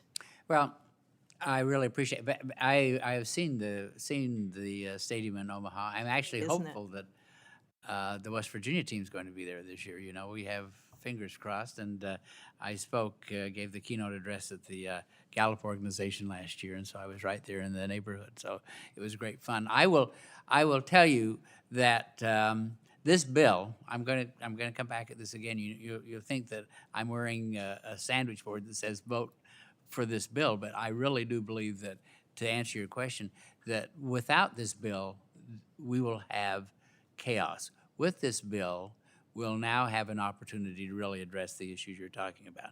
The bill, like everything else, is not perfect, but it goes so much further to solving the problems and giving a structure to solve the problems and solve the traditions and ability to be able to protect Are there structures within this bill that you can point to right now that would protect College World Series? Yes. I'm just looking at, I'm going to ask him, isn't there a? No, Yes. we're not going to let Senator Cruz Yes, I'm going to let him, participate in this I'm going to let him discussion. respond. Okay. I can talk to him anytime. I know, but I want to hear your thoughts. He's much more interesting than me. Go ahead. Oh, please. No. Now we're getting off topic. Please, Senator Cruz, you are much more interesting. Please tell us. Well, I'm not going to take Senator Fisher's time other than to say, number one, you are absolutely right that Nebraska's women's volleyball is impressive as all get out, and the massive crowd that came out to watch them play was really groundbreaking and I think changed college sports. I will say, in terms of your specific questions, one of the really important provisions here is we've tied the pooling of media rights to a mandate to protect roster spots and scholarships for women's sports, for non-revenue sports, that those two are intertwined for Olympic sports, because we want to keep all of that fully protected. And just to be a home state partisan for a minute, I am particularly proud that right now we're right in the middle of the Women's Softball World Series, which is between Texas and Texas Tech, and in my view, we win either way, so I'm cheering for them both and really happy with that. But that's an enormously important part of this bill. Okay, thank you. And he answered my question. Thank you very much. Thank you, sir. Senator Moran. Chairman, thank you. And I thank our witnesses for being here. Chairman, as you and Senator Cantwell know, I should be a significant supporter of this bill. It's an effort that began with Senator Blumenthal and I, and added Senator Booker. And so many of the provisions come from a draft that we introduced in 2023. And I thank you and Senator Cantwell for closing that gap that we've been unable to accomplish for a long time. And the longer this problem remains, the more damaging the circumstance is going to be to the things we're talking about today. I want to ask a couple of questions from these witnesses. One has to do with pooling rights under the agreement, and that is the Sports Broadcasting Act has allowed professional leagues to pool their media revenues and collectively negotiate media deals with the intention of increasing access to viewing live sports. But since Congress enacted that act, streaming has fundamentally changed the media marketplace. In Kansas, if in a professional sport, if we're trying to see the Chiefs game, if you want to follow every Chiefs game, you need reliable broadband, smart TV, streaming device, multiple subscriptions, and it's costly and confusing. I never know. I Google now, how do I watch a sports team play ball? And we have lots of places in our state that don't have broadband and access even if the game is there. The Protect College Sports Act of 2026 would adopt this broadcasting model if 75% of the current FBS schools opt to pooling their media rights. I appreciate that it's not mandatory, but I'm wary of the consequences of adopting this broadcast framework. What safeguards are in this legislation to prevent what I described as being the case that we have with the Chiefs, or what safeguards should be added? And I think I've phonetically spelled out your name, sir. No, it's a tough last name. You know, I was encouraged in reading the bill that the provisions that related to the Sports Broadcasting Act were voluntary. And Senator Cruz made a point of reiterating that in his opening, that it's voluntary. I think intellectually, I understand it. It makes sense. I go back to my former life at NBC Sports, and you know, kind of combining my experience at NBC Sports with my experience at Notre Dame, I do think it could be difficult. That's why I like the fact that it's voluntary. My concern with that area of the bill is there are agreements in place, many long-term agreements, the longest of which extends into the mid-2030s. So unless you interrupted the major media deals across the country, nothing could really be done roughly for a decade. Conferences, Notre Dame, or independent in football, we would all have to negotiate agreements prior to that date in the mid-2030s. Putting on my former media executive hat, if I knew I was negotiating an agreement with a university in our case, or a conference for a limited amount of time, I would refer to that as a stub deal, and I think the ultimate value of the deal would go down. So I fear that many conferences and universities might take a financial step backwards before they could take a theoretical step forward in aggregating the media rights. So that's a concern. My second concern is, if you want to truly maximize the media value around the largest sport in terms of eyeballs, which is college football, I do think the best way to do that is a super league, and I certainly don't want a super league. I'm not sure anybody necessarily wants a super league. Flooding the market, aggregating the market, bringing it to an aggregate form to major media companies, I'm not sure that's going to drive the value some say it will. If you wanted to maximize media value around college football, I think you would take 24 to 30 teams, create unbelievably competitive scheduling where a team like Notre Dame would play Alabama, Georgia, Penn State, Ohio State, Michigan, and start to get a number that more closely resembles an NFL number. I could be right, I could be wrong, but that's why I was encouraged that it's a voluntary application and that a lot more work could be done over the course of the next series of years to see if the value could prove itself out. Let me see if I can summarize so I understand what you're saying. The way I would take what you said is that this is a few years out, so we have some time because there's contracts already in place to figure this out. It is voluntary, but there is still concern that the outcome of those voluntary decisions may not end up with the best result. That more needs to be done between now and the time you're then shopping for the television market. Correct. This topic has been raised. The subcommittee that I used to chair in this committee had responsibility for amateur sports. That's why we got engaged in NIL, and it also has authority over the U.S. Olympics. And I think there's a lot to be concerned about here, and you can assuage my concerns about what we do for. We've mentioned a couple of sports in which we talk about the Olympics, but there's a whole array of Olympic sports that I'm worried about training the next generation of Americans who compete on the global stage at the Olympics. I guess, what priorities would you suggest beyond what's in this bill if I want to be a champion of the future of the U.S. Olympics and their athletes? What provision should I be worried about that's in the bill, or that should be, I think most of you are here as advocates for this bill. I understand that, but what else could be done that would protect what I'm concerned about? Maybe you, Ms. Gould? Oh, sorry. Or that'd be fine. No, I'll start, and then Teresa, please. I don't necessarily, in my reading of the bill, think there are provisions in the current draft that are detrimental to the future of Olympic sports.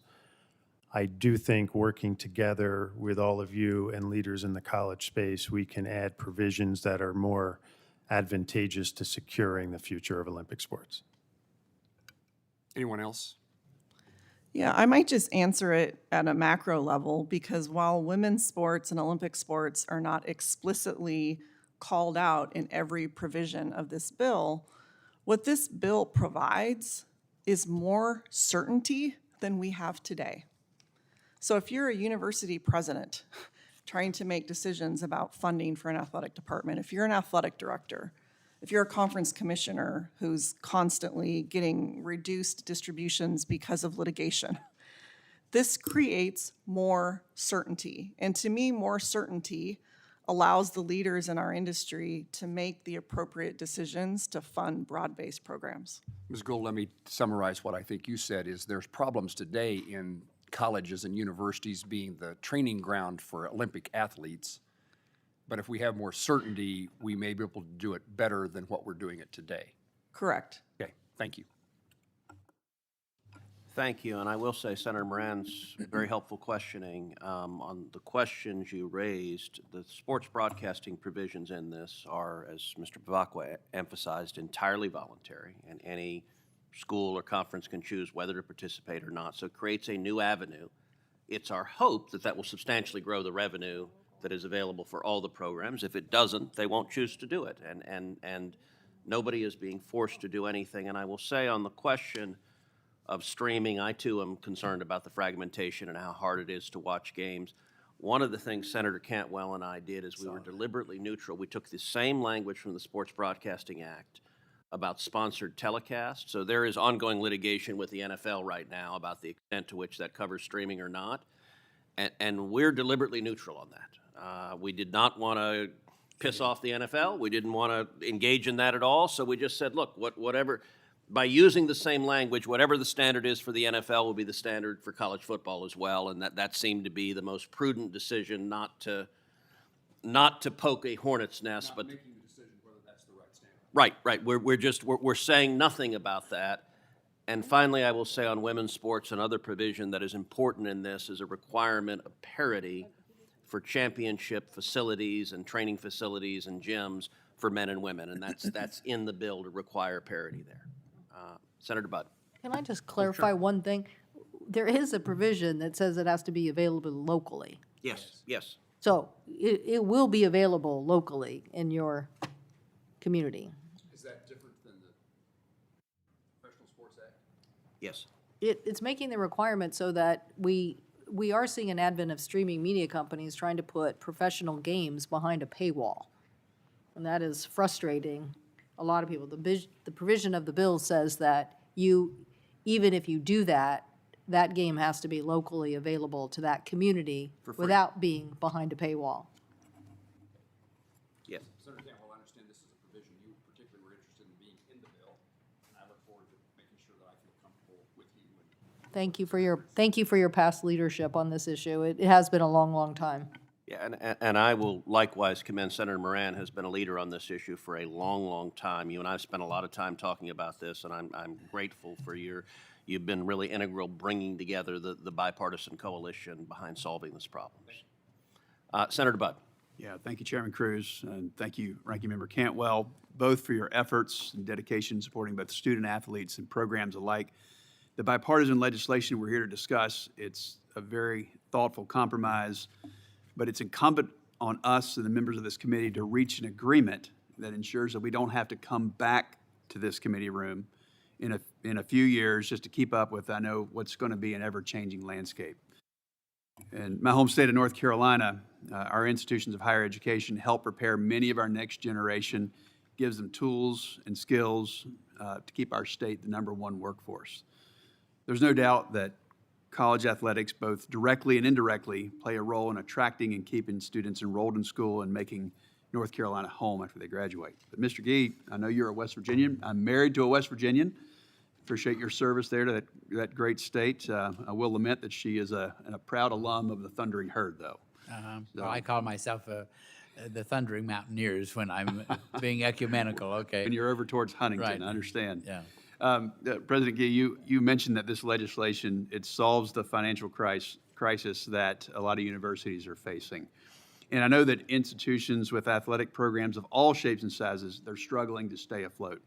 So how would an increase in revenue stabilize athletic departments and help academic institutions fulfill their educational mission in the face of a potential enrollment cliff? Yeah, absolutely. Critical to the very issues that you've raised. First of all, we know that most institutions in terms of athletics are already losing a lot of money, $5 billion overall, as I mentioned earlier. And so by increasing the pie, we provide an opportunity for people to at least have a chance to maintain their athletic programs without, and I've heard this from everyone here, and we've heard it from a number of the questions. If we don't do this, it's going to start to really have a choice of we're either going to support athletics or we're going to have to close them down in order to be able to sustain the universities. I mean, it's that simple. You know, and on top of it, universities themselves are having tremendous challenges. We've got the enrollment cliff. We have students in your own state, about 10% fewer students actually opting out to go to college. So all of those issues mean that this act really helps us to stabilize something that is so enormously important to our institutions, but at the same time, it does not deteriorate what is happening on the academic side of the university. Thank you, sir. You may have answered a piece of this, but we'll elaborate a little bit more. So with the bill's Title I antitrust protections that allow for the enforcement of transfer rules and third-party pay-for-play arrangements, would that be sufficient to stabilize the growing amount that schools feel they need to direct towards a roster of revenue sports in order to keep up? And would the introduction of enforceable rules create more stable revenue outlooks for those schools? Well, that's the whole purpose of the act, absolutely, is to create stability. Now, let me just say something as a university president, a former university president. I now have my First Amendment rights restored, by the way, which is kind of fun. But I think that universities also have to participate in this process. You can't simply grow the pie and then spend that money. You've got to make certain, and Teresa would agree with me, we've got to make certain that the universities themselves are making good choices so that the pie is not simply being eaten up by growing needs. Rather, there are solid and appropriate choices being made. Thank you, Mr. Chairman. Thank you. Senator Sullivan. Thank you, Mr. Chairman. Thank you for this really important hearing from you and Senator Cantwell. I appreciate the witnesses being here. I'm going to kind of change direction just a little bit and give you a specific issue that I'm not sure relates directly to the bill, but I just want your advice on it, and I want kind of to send the message to maybe others in college football and the NCAA who are watching this hearing. I have the honor of I'm the chairman of the Board of Visitors for the United States Naval Academy. And I get to see these young men and women who inspire me, who are going on to serve as officers in the Marines in the United States Navy. You know, many Americans look at the current landscape of multi-million-dollar bidding wars and feel we are losing the very soul of amateur athletics. Yet, the second week of December, every year, the American people get to watch the Army-Navy game. And it stands much more than just for a important football game in college football. It's a powerful reminder of what college sports were always meant to be, an area for character development, teamwork, leadership, where young people play for the love of the game and purpose far greater than themselves. The young men on those fields aren't looking for the highest bidder or checking the transfer portal. They are preparing to lead the American soldiers and Marines and sailors and maybe risk their lives for our great nation when they graduate. I don't know, have any of you been to the Army-Navy game? I have. Okay, I think it's one of the most inspiring things in the country. And by the way, it's also an incredibly powerful recruiting tool to get young men and women who are watching on TV to join our military. For almost 2 decades, the NCAA agreed that this should be the only football game, college football game, the second week of December. That was the essentially gentleman's agreement with the Naval Academy in West Point. However, the money driving college football started to erode on that. And we started having games, and now there's even talk of playoffs to compete with the Army-Navy game. So 2 years ago, Mr. President, Mr. Chairman, I'd like to submit this for the record. I led a Without letter to the objection, head will of be the admitted. NCAA, the head of college football, saying, don't do that. That's bad for the country. I had dozens of senators and congressmen sign this letter. They still weren't listening, so to the president's credit, he issued an executive order just a couple months ago saying, hey, hold off, NCAA, college football, quit encroaching on this great game, America's game. You can't be that greedy and profit-driven. And by the way, this is the message now to the NCAA and college football. The President of the United States is now saying in an executive order, stop it. Okay? I was there at the signing of this executive order. So my question to all of you is just very importantly, from the vantage point as leaders in sports and education, how can the pure mission-driven model of our service academies serve as a North Star as we write this legislation to restore fair competition? How can we use the inspiring example of the Army-Navy game and members of West Point and the Naval Academy to realign modern college sports with the classic American values of duty, loyalty, sportsmanship? People love watching college football in part because of these values, and we're losing them. And the one place that still has them is the service academies. And now even the NCAA is trying to encroach on that. I find it shameful. We're fighting back with the President, CEO, in this letter and probably legislation. I might have amendments to this legislation, really good legislation, by the way, that preserve the Army-Navy game. But any of you have views on this? And, you know, just again, more broadly, I think these players represent the truest definition of the student athlete. Mr. Bakwa, I'm a big Irish fan, but no offense even to Notre Dame. I think this is the true student athletes right here at the service academies. They operate entirely outside the NIL. By the way, it's hard to get recruits. If you've got a great football player, wants to join the Naval Academy, maybe he wants to go somewhere else to get money. It's not always easy to recruit these guys now. So I'd love your thoughts on a national framework that can elevate this idea of student athletes, amateurism, that all Americans want. And that's why millions watch the Army-Navy game each year, and I certainly hope the NCAA or college football, if you're watching, stop it. Quit encroaching on the game. Sure. I would say the student athletes who play all varsity sports, but you mentioned football at the Naval Academy, West Point, Air Force Academy, they're more than student athletes. I marvel at the fact of our student athletes can balance academics and athletics. I've had good friends who have played on those teams when I was growing up, and they have a whole nother level of what they need to do each and every day. By the way, if you're an English major at West Point or Annapolis, you're not just an English major. You're an electrical engineer.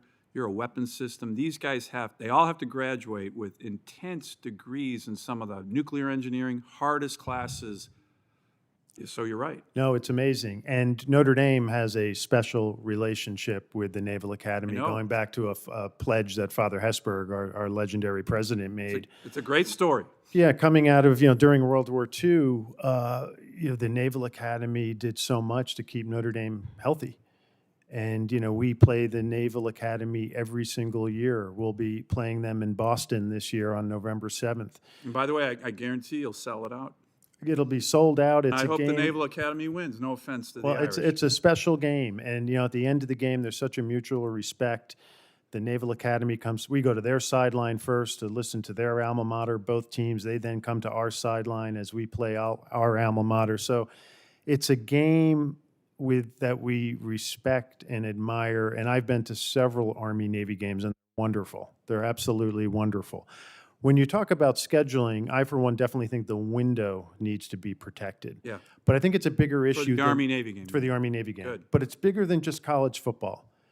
There's so much tension now in the media space and only so many available windows, particularly with the expansion of the CFP to 12 games and maybe to 24 games in the next few years. So I think it's a larger conversation than just college football. What are other major sports? What are professional sports doing that week? Because as the NFL, and I'm a huge fan of the NFL, and the NFL is a remarkable sports entity, but as they start playing more games on Saturdays, as you go into December, the number of available windows in major media partners can offer is condensed. So I think Wait, just to make that, my warning and the president's executive order, it goes to the NFL too. Nobody should be encroaching on this game. That's my I would love to see that window protected. Good. Whether the entire day can be protected, that's probably another question and another topic of conversation. Thank you. Any other thoughts on this topic? I would just say that, Senator, I think that the Army-Navy game is America's game. It is. And I think that we ought to preserve that. As Pete just said, the window ought to be preserved for that particular game, no matter what. Thank you. But I just admire what the academies do. I've spent a lot of time with the academies, and just the opportunity to see what they do is something that inspires all of us. Yeah, it's often referred to as the only game in America where the players on the field are getting ready to commit their lives to the people in the stands watching it. It's pretty powerful. Any other thoughts on this? Thank you, Mr. Chairman. Thank you, Senator Sullivan, and thank you for your commitment and dedication to the Service Academy and to the fighting men and women of our military. It is inspirational. I want to thank each of the witnesses for being here today. I think this testimony was exceptionally helpful. And Mr. Holtzclaw, I want to say in particular, I just want to, I think your testimony is a powerful illustration of why college sports is so important. And a conversation Senator Cantwell and I both had just a minute ago. We looked at each other and said, look, you're a college student. This is a pretty intimidating place to be, and I think your testimony was extraordinary. And it may be because you're used to enormous men crashing into you that you're not scared by much. But it really, you did an exceptional job, and I appreciate your being here. I appreciate all the witnesses being here. But I appreciate your testimony. I will say, senators will have until the close of business on June 10th to submit questions for the record, and the witnesses will have until the close of business on June 24th to respond to those questions. And again, thank you to all the witnesses. Thank you to the senators. And with that, that concludes today's hearing.